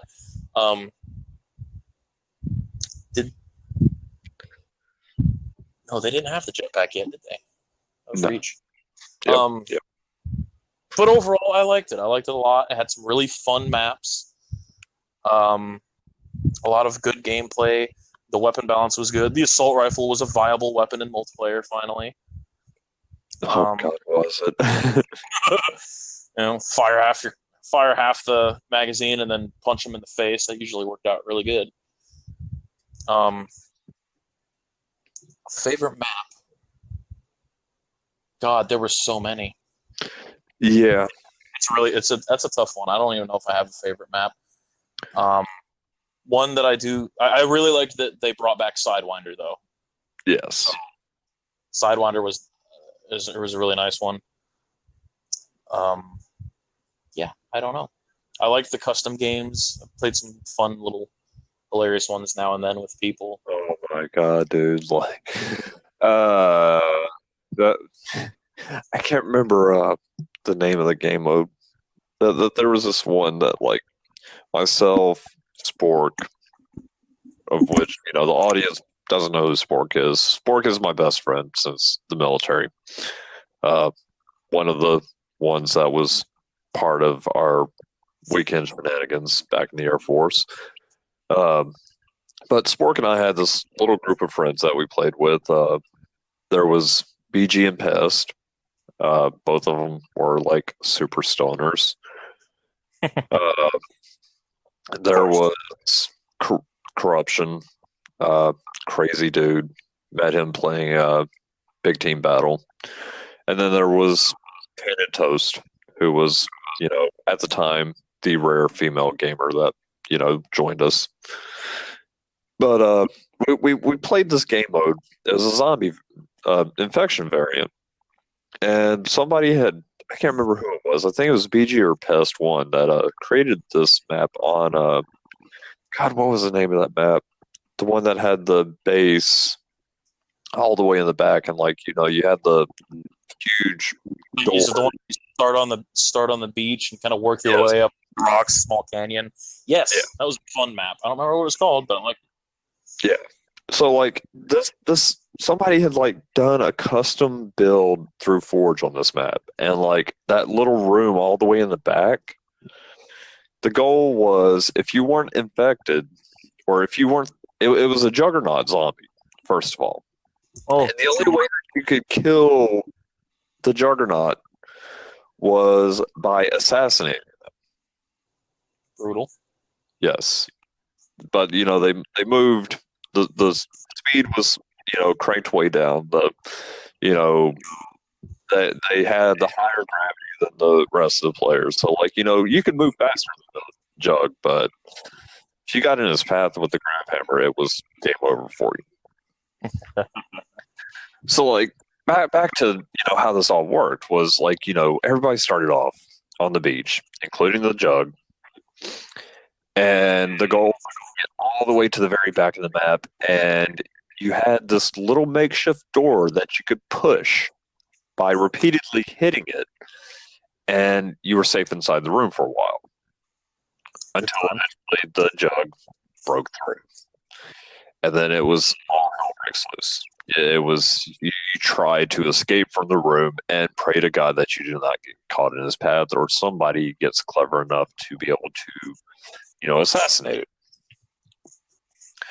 Well, really hilarious because Pest would get super high, and his skills in the game were just exponentially increased.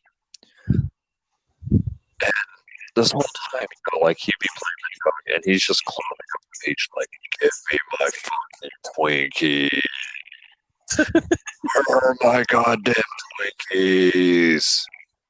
And, like, it just was ungodly hilarious, like poor Toast. She always ended up being our you know sacrificial lamb for the most part.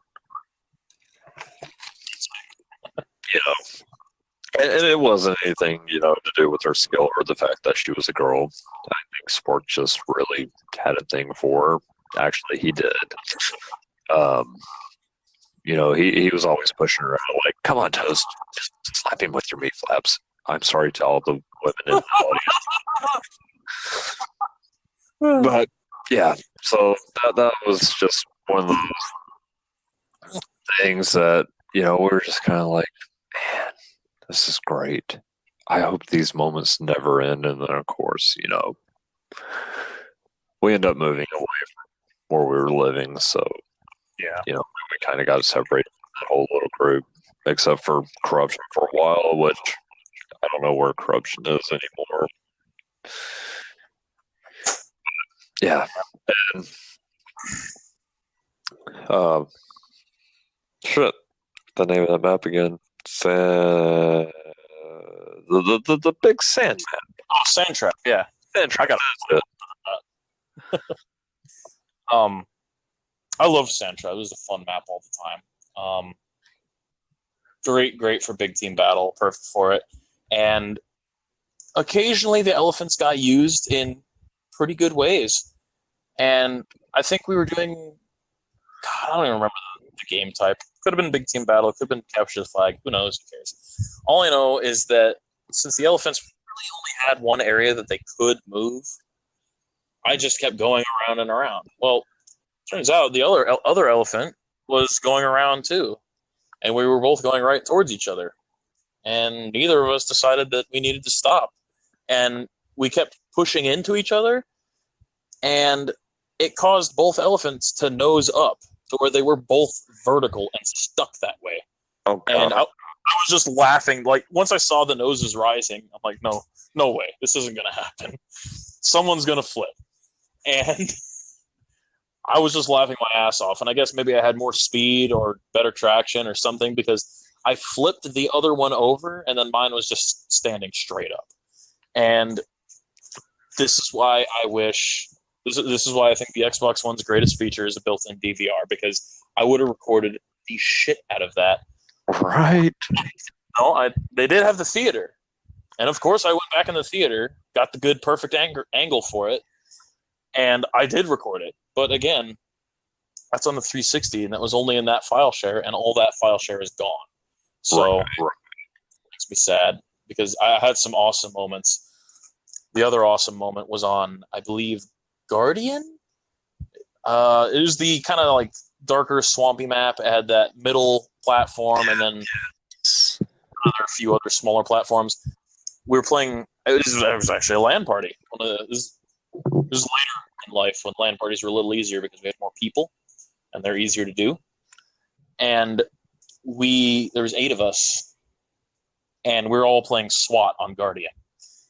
And me and this other guy, you remember where the sniper spawns on the far end? It's just like you drop down from the up top floor down to the bottom, and the entrance to the hallway that goes underneath the middle of the map. Yeah. So he dropped down from there, and then I dropped down in the middle section, or I walked into the middle section. We were running towards each other.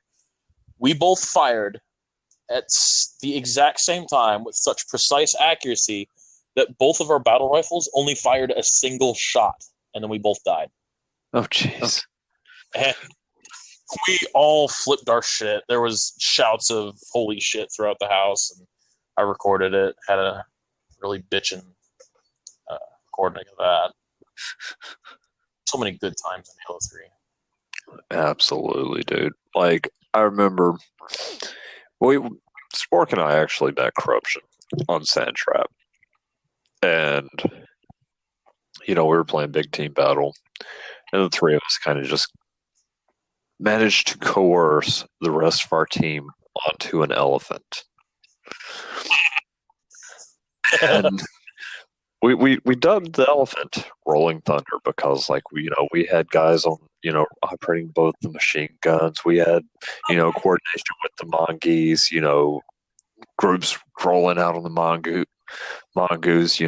always making sure there was a rocket launcher on the back of it. And I mean, we just this whole little group of us. Yeah, give me just one second. Like as we're progressing through this big team battle, the other teams like starts catching on to what we're doing. It boils down to just essentially, these two elephants are just kind of circling around the outside of the map. And occasionally you'd see like two monkeys pretty much just going into like a medieval joust against each other and like we're just kind of me, Spork, and Corruption are just cackling maniacally because we were kind of taking turns, driving it, and occasionally we'd kick somebody off, one of our teammates off to man the machine gun or run out. I'd run out, grab the sniper rifle, and try to snipe people from distance on the other elephant. And I mean we expired the time limit on the match because nobody was killing each other. It was just bring around the rosy of just occasionally somebody would die. Occasionally, the turrets would get blown up. Or, somebody would, just be like, okay, fuck this. I'm running into it, and then they'd die. Like, it was just a moment of just hilarity and just stupid fun, man. Like, that was a lot of Halo 3, in my opinion. It was just stupid fun. Definitely a lot of it, yeah. Especially with the elephant. Like, I mean, really, what purpose is that thing? It was the most useful in the game. Yeah, but I love it. Oh, yeah. I mean, every time I see the elephant in Halo 3, I'm just thinking, Rolling Thunder! And then... I was just happy to flip an elephant. God. In that moment when the elephant did roll over, and you're just like, press X to what? Oh, yeah! That's right. Good times, good times. Well, let's wrap up Halo 3 now. Okay. Lots of tales of ancient glory, and again, easily my favorite campaign as a whole. Lots of epic moments, perfect music, happy moments, sad moments. Rip Sergeant Johnson, Rip Miranda. Shocked as shit when she died. I'm like, they really just did that? Right. Yeah. Glorious boyfriend to go out, though. Like it was just really representative of the Keys mentality. Yeah, she went out like a badass. Yeah. Much in the way of her father, well, unfortunately, Captain Keys didn't exactly go the way he probably wanted to go, but damn it, he knew what he was doing. Good times, good times.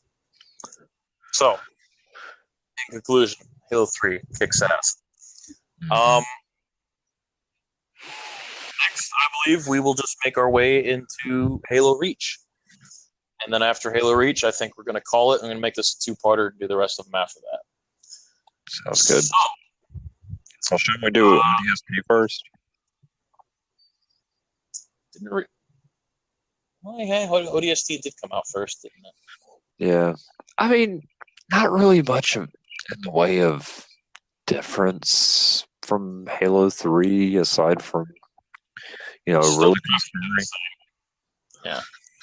We'll do a quick one of ODST. I think we can knock that one out fast since multiplayer was just Halo 3.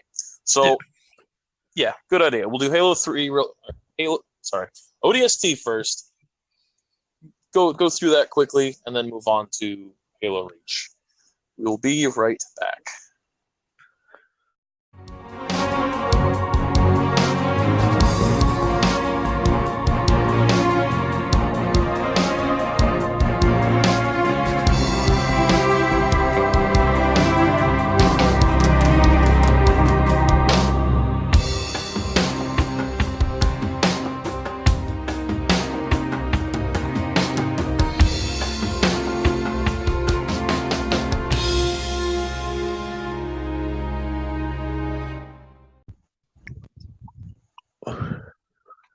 Okay, we're back.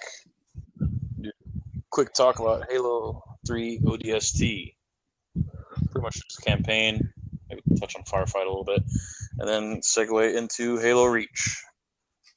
So, ODST.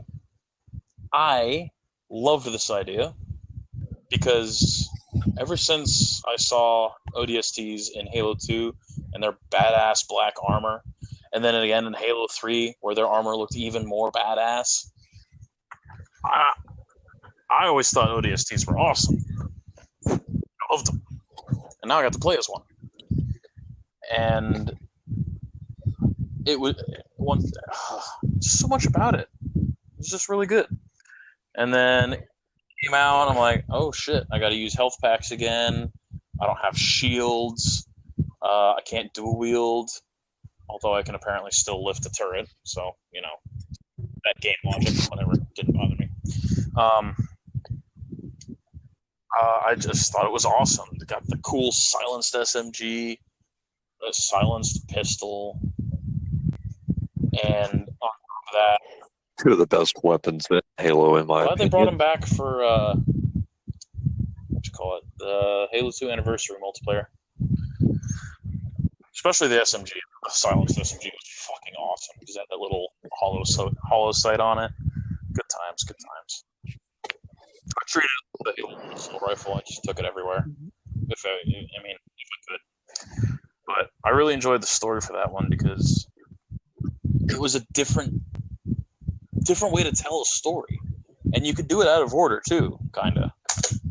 And I enjoyed it. I liked all the characters. Especially Buck, because Nathan Fillion is God among men. But I liked Buck. I liked all the other characters as well. They were all good, and they felt like this tight, close-knit team. They all looked out for each other. They gave a shit, and they just, they all had their little quirks here and there. And then you get to play a level as each of them, and you're just walking around this empty city. It takes place right after the Covenant carrier jumps out of New Mombasa in Halo 2. I thought that was awesome. Even more so because I got to see that during possibly the coolest intro to almost any game, I'd say. I'd have to think more on that, but the drop sequence in ODST was fucking badass. And ever since then, I've actually kind of wanted them to incorporate that into multiplayer somehow. It's like, can I, instead of respawning, can I just drop in a pod? That'd be cool. Dude, oh my god. Or just make a full-length ODST game. Yeah, I would like another ODST game. I don't have to play as any of those characters. Oh, hell, let me play as Buck. I'd be fine with that. There's plenty of more Human Covenant War to cover. And I love ODSTs. I mean, they did a Helljumper book. Yeah, and I still haven't read it yet. Shame on me. I need to catch it. I never got around to reading it either. But unfortunately. Comics too. Yeah. I mean, personally, I think ODSTs, aside from the Spartan 2s, are the coolest, most badass characters in the Halo universe. I think so. Spartans are cool and all, but God, the ODSTs just ooze badass. Built to be badass, they just are. And I mean, it takes a special kind of crazy to seal yourself up in this metal coffin and drop and make atmospheric entry. Yeah. Yeah. And then be ready to go as soon as your door pops off. That, God. Yeah. See, I think ODST, it did a little bit for Halo 3, but ODST is where they really started to shine with their trailers for Halo games. Because that live action ODST trailer. Oh, absolutely. Oh my god. I want a movie so bad. And then Landfall for Halo 3. That was also really awesome. Fun fact for those who don't know, directed by Neil Blomkamp, who did District 9 who was he was Yes. originally gonna do the Halo movie. I still want him to. I still do. Dude, he did such a great He job. Yeah, I mean that ODST trailer, like, was so full of emotion. Like, Sorry, he didn't do that one. He did Landfall. But still, Yeah. it was. You're right. like, I'm not even gonna lie, dude. You know, I'm a fairly stoic person. You know, I don't express a lot of emotion. That trailer damn near brought me to tears. Right? Like, it had a whole story just in there. It was definitely really good. Like, Landfall was cool, but that was a quick action sequence. The ODST one, there's a story in that trailer. And it was beautifully done. They actually put a lot of effort into it. They made a brute suit. That was a dude in a suit. Mm-hmm. Like, damn, they can make a Halo movie. They need to do it. I mean, you know, several times over they've demonstrated. And I do appreciate that at the time, Bungie didn't just throw the rights if somebody said, here, do something. They have what they call the Halo Bible, basically. And any extra lore or other creation that's not done by them, it has to follow that. There are certain things that have to be done. And I appreciate so much that Bungie cared that much about Halo. Because I care that much about Halo. If it's going to be done, it has to be done right.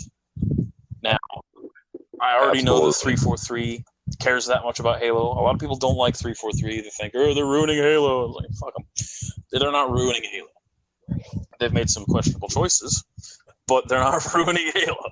Yeah. They care because they actually they acknowledge all the books as canon, which is why I'm probably a little out of the loop from everything they've done because I haven't read any of the Forerunner saga. I do know that there's a lot more in the books that might even be referenced, I think, in Halo 4 and 5. Oh, there is a ton of references. That's where it's not up to date. But as far as ODST, I do want more of ODST. I wouldn't mind another game at all. Even all new characters or the same characters. Earlier in the war, later in the war, I don't care. I want something. See, I would personally like to see, you know, because, I mean, we've already covered the Human Covenant War. I would personally like to see, you know, and this is just kind of the slightly sadistic side of me, because, I mean, really, the Forerunners are, you know, a big... Say that again, you cut out. A lot bigger of a... I said the Forerunners are a lot bigger of a threat than the Covenant were. Like, I would love to see how crazy it would be to just, like, you know, play as an ODST and come across a Promethean. Oh, yeah. Or, like, you're actually working as a team with your fellow ODSTs. Because, I mean, like, the mechanics of Halo 5 were pretty cool. I'd like to see them evolve more in terms of, like, you know, commanding your teammates and stuff. Just not have a team. Because there's a... I mean, yeah, we don't have to have a team. Personally, I thought, like, you know, when the announcement for Reach was coming, and I guess we can, you know, use this as a segue into Reach, if you want to.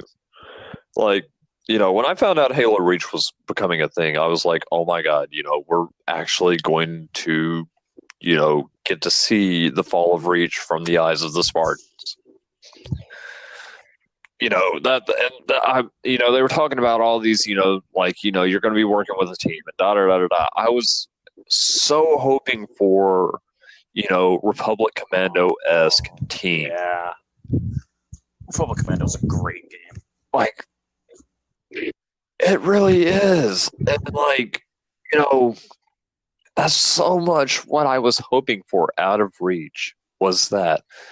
Like, I was like, okay, we're gonna get to see blue team, we're gonna get to see red team. We're gonna get to, play as the early Spartans, before they got split apart and, John and Linda got tossed onto Halo and all that, like, and then we got what Yeah. we got. And it was cool. It was I thought it was a pretty neat story. Yeah. I was disappointed as hell that I was playing as a Spartan 3 because Spartan 3s were the Suicide throwaways. Soldiers. Yeah. They were the failed Oni experiments when they tried to replicate the Well, not Spartan 2 failed program. necessarily. They did exactly what they were supposed to do. They were supposed to be expendable. They're supposed to be mass-produced Cheap stuff. Spartans. Touching back on ODST real quick, close that out, then move on with Reach. They changed the music up quite a bit in ODST. Mm-hmm. And I was like, I'm not sure how I feel about that. But then, I listened to a bunch of it, and I'm like, nah, this is still Halo. This is still really good. And that whole, It fits the slow jazzy theme that they did when you're walking around the city alone, it really did make you feel like, wow, I'm like probably the only human being left in this city alive. There's nobody anywhere. It's just Covenant. It's dark. It's raining. I'm all alone. I am by myself. And I thought it was really cool. And see, I will say one mechanic I really thought was awesome was the visor. I love the visor. I do like that didn't move on past ODST, though, because that makes it an ODST thing. So, yeah. I'm glad for that. And the introduction of the engineers. Fine. I hated them so much. Finally exists, though. Like, yes. They'd only been in the books up to that. And then they actually introduced the engineers. I'm like, all right, they're real now. So, and they did them kind of a pain to shoot, but once you play the game through a couple times and you realize where the engineers are going to be, you just shoot them from far away and hope that they blow up below them.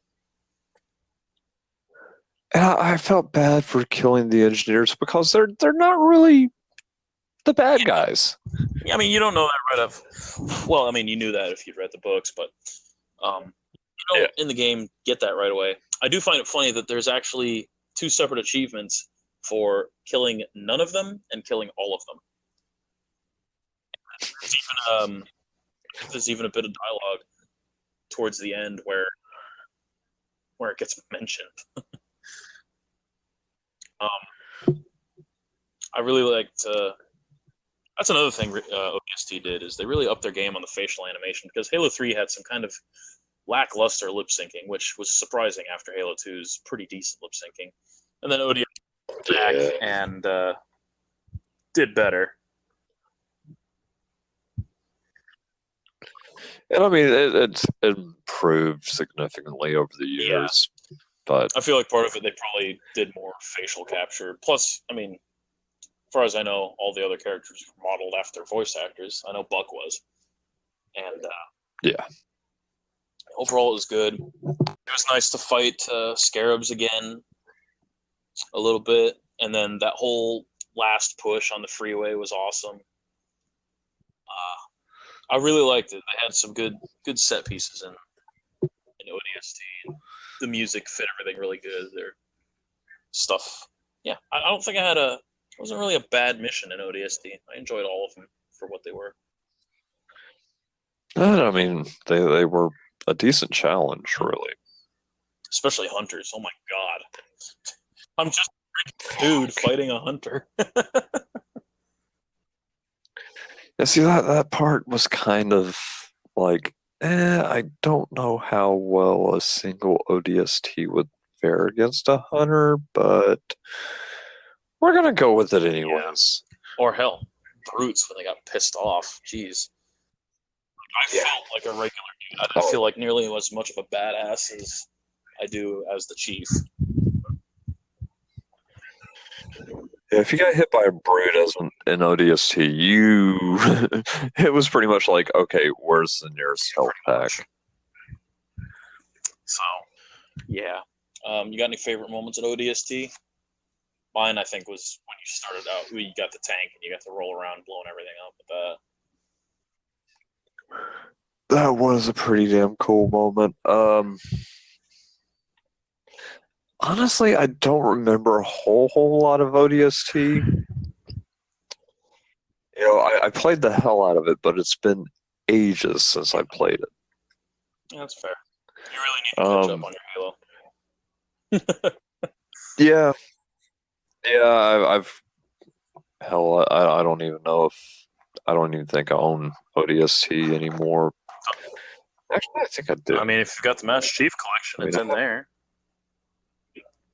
Yeah, it should be somewhere amongst it. I'd have to check it out. Yeah. Well, in conclusion, ODST, nice little, call it an expansion. I enjoyed it. I want more. Moving on to Halo Reach.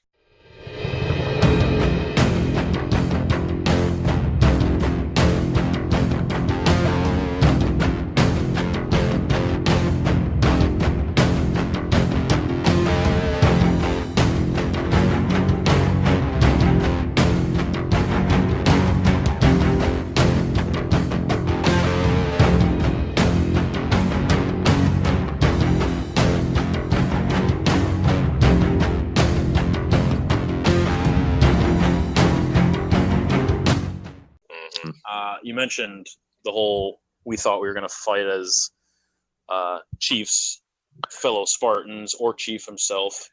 I wasn't expecting to fight as Chief. Now, here's why. Yeah, I wasn't, honestly, either. The announcement trailer, where it just shows the planet, and then suddenly you see like fiery bits, stuff like that, and you hear that radio chatter, and it's not easy to hear. You have to like really listen to it. But one of the things that was said, I forget the line off the top of my head. I should have looked it up. But one of the lines that was said was straight out of First Strike when Fred and the boys and girls, Fred and team were dropping to the planet. Straight out of the book. Right. I'm like, holy shit. I just read that recently. I remember that part. We get to play as them. It's going to be like First Strike. No, it wasn't. It was Spartan 3s. And obviously my favorite character is George. You know why? Because he's a Spartan too. And he's George. He's actually pretty awesome.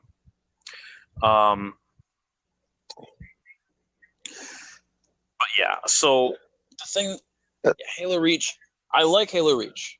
Don't get me wrong. It's a great game. I like what they did with the graphics. Everything looks great. It has the best explosions in the series, for sure. Mm-hmm. Halo 3 Scarab explosion, notwithstanding. But like just graphically, they were beautiful. They looked great. Everything was awesome, and they were big and awesome. Everything worked. They gave you jetpacks. That was cool too. A lot of cool weapons. Wasn't a huge fan of the assault rifle. I didn't see a reason for it to look that way, but whatever, I guess. The DMR, loads of fun. Needle rifle, I want it back. But my biggest beef with Halo Reach is that it shits all over the book Fall of Reach. Shits over it. And like it shits over it so much that people are struggling these days to find ways to where they can connect the book and the game. It all fits together. They're trying to piece it together so it at least makes sense. And it's really difficult. You kind of have to just kind of go with it, I guess.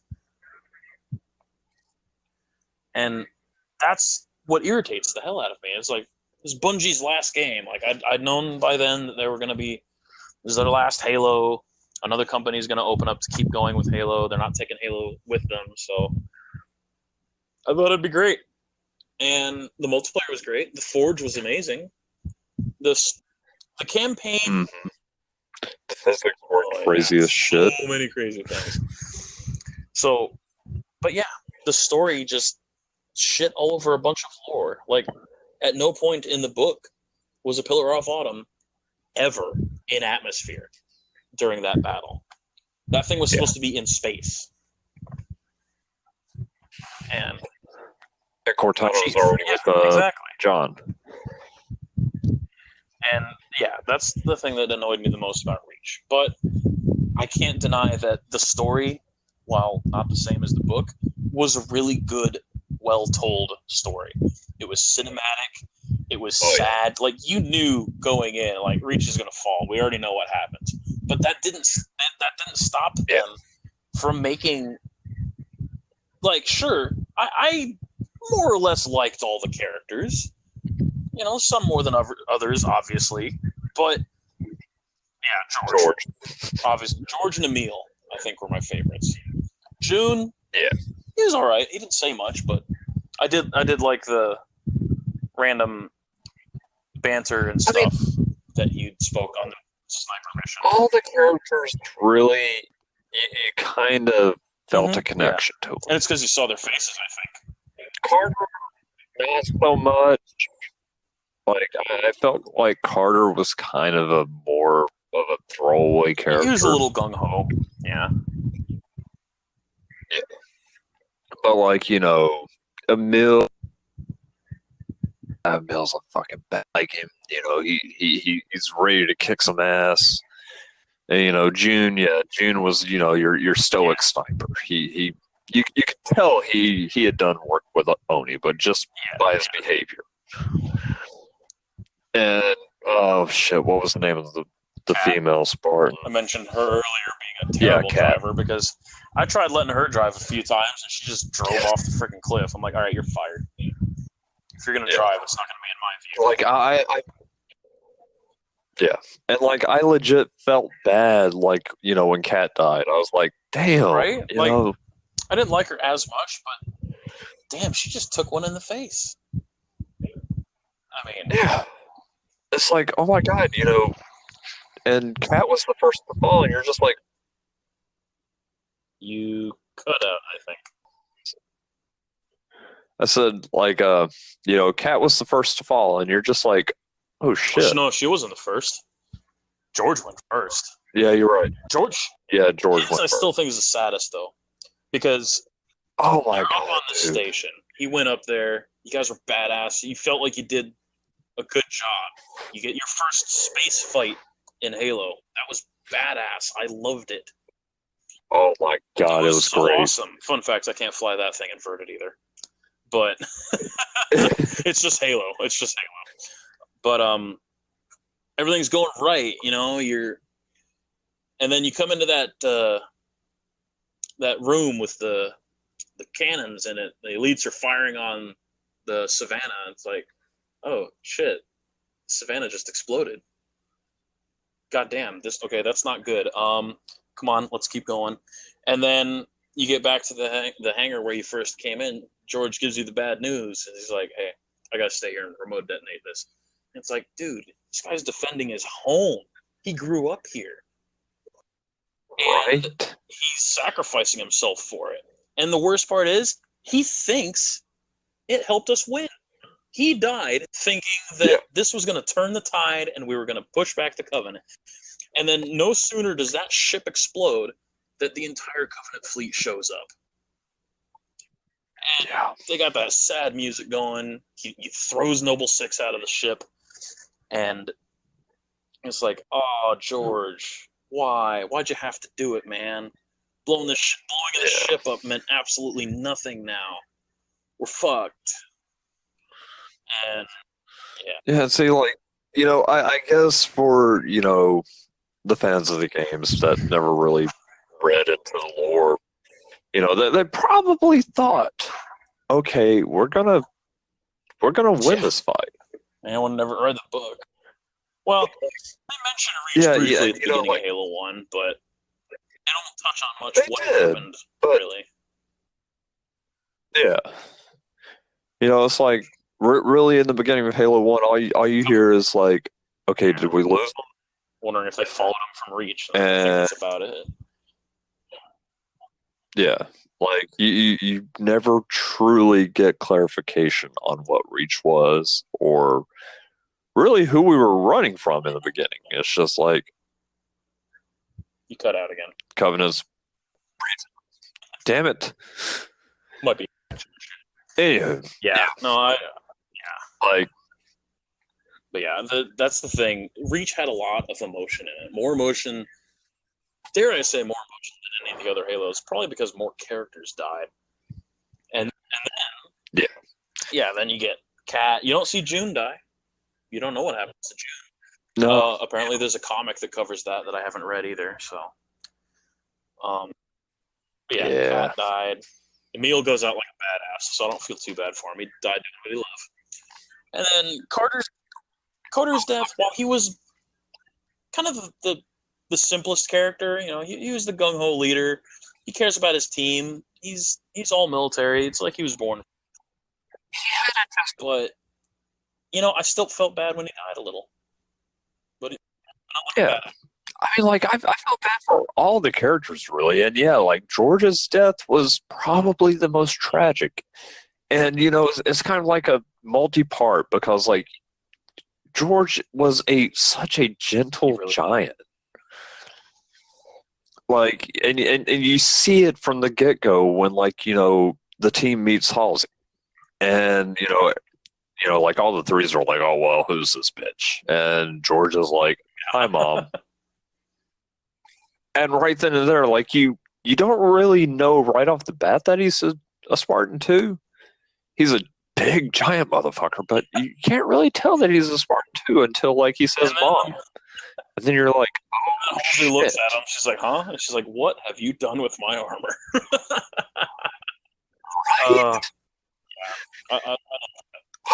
I loved I truly loved that part because you know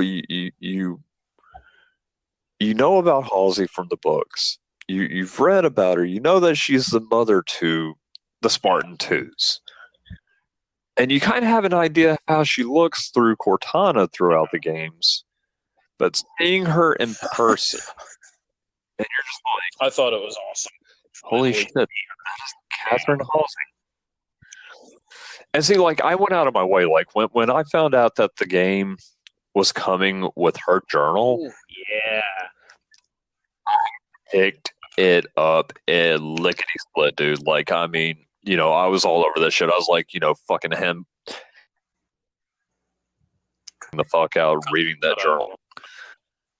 And then I said I was Halo fanboying the fuck out of that journal, man. Like, I was reading through it. Like, I read it probably about 3 or 4 times. Just sitting there looking at the diagrams of Mjolnir armor, I was like, oh. Yeah. Back to Halo 3 real fast. If anyone who listened to my first podcast, you know that I pre-ordered Halo 3 Legendary Edition, helmet and all, before I had a 360. Yeah. And so, of course, when Halo Reach came out, and they had a Legendary Edition of that, with that bitchin' statue and all that other stuff, the journal, the patch, there's just little universe things. That's how they need to make those stuff like that still. They give you a whole bunch of cool stuff that matters like that. And like I said, bitchin' statue. Have it. But yeah. And that's why I pre-ordered the collector's edition of Cyberpunk 2077 was because of all the trinkets. I miss, like, I stopped being able to like regularly afford the fancy edition of games. Like, there's plenty of Assassin's Creed statues that I wish I could have gotten, or the freaking Alduin statue that came with Skyrim. Ugh. I just didn't have enough money at the time. Otherwise, I want that dragon statue to this day. The Titanfall statue. I didn't even know Titanfall was going to be cool. Right?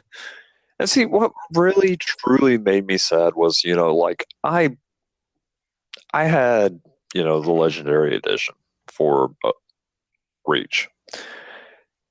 And what I loved the most was that it came in that little black box style Yeah. case. And like, I had me and the ex lived in this little trailer out in the middle of BFE. So, I didn't have internet. I didn't really have a chance to play Raged online. Great multiplayer though, because like, me and some friends, we played the hell out of it. But the trailer burnt down with all of my like Halo trinkets. Poor bastard. I'm so sorry. And like the only thing that survived was Halsey's journal. Cool, It is. Like the black box for the most part saved most of the contents of it. And I was like, okay, well, hey, black box served its purpose. And then the journal disappeared whenever we moved to our new place in this town, and I kind of have a feeling like the ex's sister probably snagged it. All my Halo Reach stuff, aside from the game, which I got digitally anyway, so it doesn't matter. But all that's sitting in my storage. Still in the original box. You're making me want to go like look at this stuff again. I still have that Spartan patch. I got that Spartan 2 patch, and I don't know what to put it on. Like I've had it for years. I'm like, I want to put this on something, but I go through jackets and stuff a lot, so I never want to get rid of it. And I think it's an iron-on too. I suppose I could sew it on. But yeah, let's, favorite level of Halo Reach. I gotta say mine was New Alexandria or the first level where you storm the beach to get to the launch facility for the sword base. Yeah, the one where you go into space. That was a really fun mission. I think you go into space. I think the space battle. Yeah, I think that whole like that cinematic of flying into space on the it was a Saber, wasn't it? Yeah, it was a Saber. Yeah, I was having a brain fart. But yeah, start out on the ground, and you get to the ship, and then you go up there and you keep fighting. I enjoyed that mission quite a bit. But yeah, the New Alexandria one where you're just flying amongst this ruined city, and then you're in the Falcon, which I really missed the Falcon. I didn't cut out there, did I? Yeah. I missed the Falcon. But I love that one because just flying around the Falcon, you're helping dudes. I don't even remember what you were destroying. Communication barrier, whatever.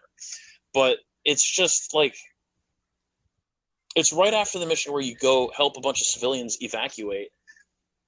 And then it's just got that sad music going the whole time. Like you're still not totally over, you can't help but think of George as you watch the city burn. And then all of a sudden, more Covenant ships show up and they just start glassing the city even closer to you.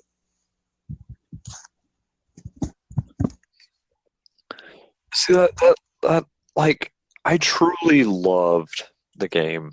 Like I can't really say that there was a bad mission. There were some frustrating parts, and the game was kind of difficult in a way. Yeah, it was. It was. And I think part of that captured the feel of the hopelessness of you're going to lose this fight. But you keep going anyway.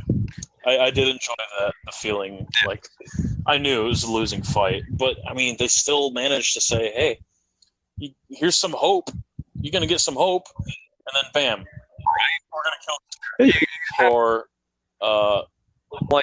that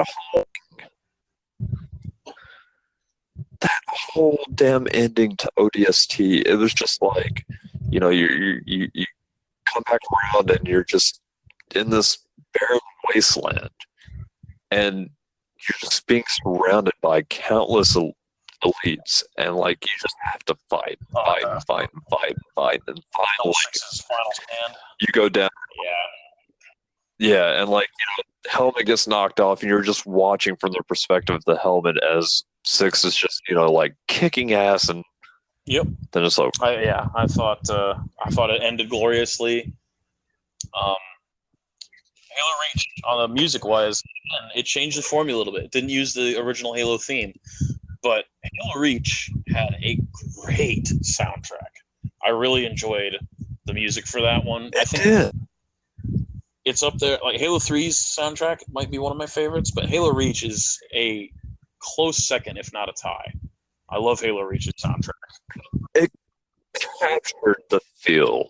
Like, I mean, and that's what Bungie was so great at. It like, Halo 1, it captured your imagination with this like, wonderland of a whole new alien world.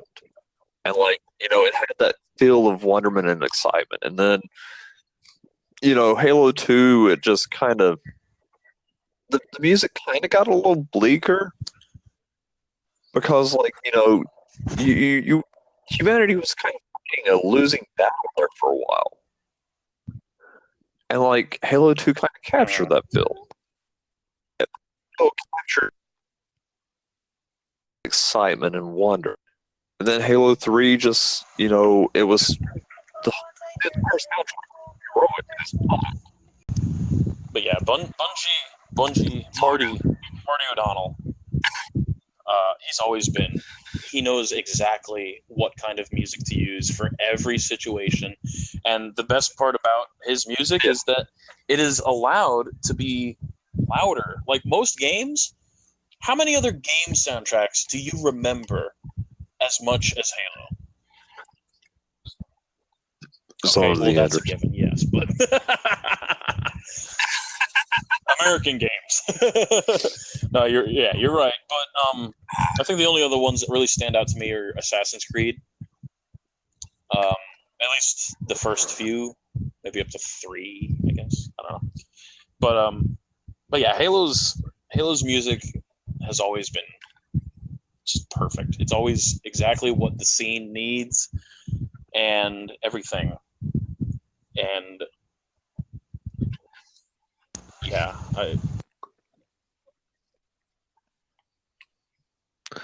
Let's see, I'll say Halo 4 soundtrack, kind of had a similar vibe, but it wasn't anywhere on par with Marty no, O'Donnell. not at all. No.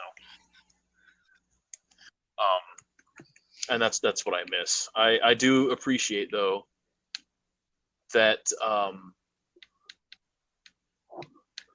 I do appreciate that they started using some of the similar music, the recognizable Halo music in Halo 5. But yeah, again, Halo 4 didn't do it for me. But Reach, I really enjoyed Reach because God, it's just so damn good. And then the multiplayer, I'll touch quick on the multiplayer before we wrap it up.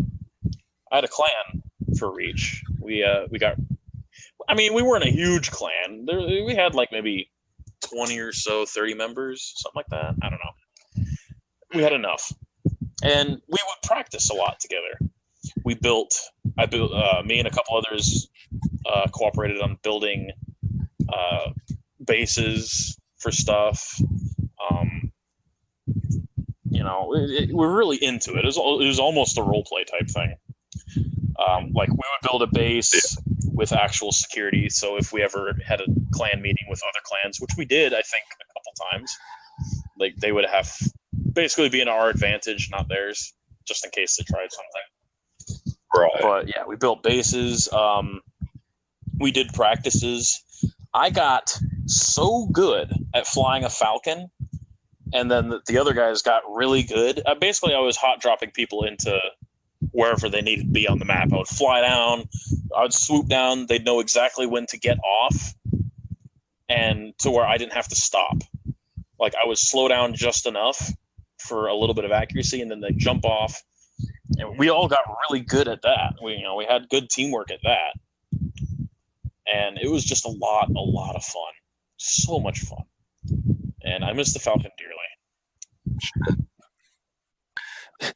Making me think of my Battlefield 3 days with the Okay, that's freaking just Huey. the little bird or the Huey. Oh, the Venom. Yeah, but at least then you had parachutes. Like, yeah, your Falcon moments. Oh no, like I did hot drops.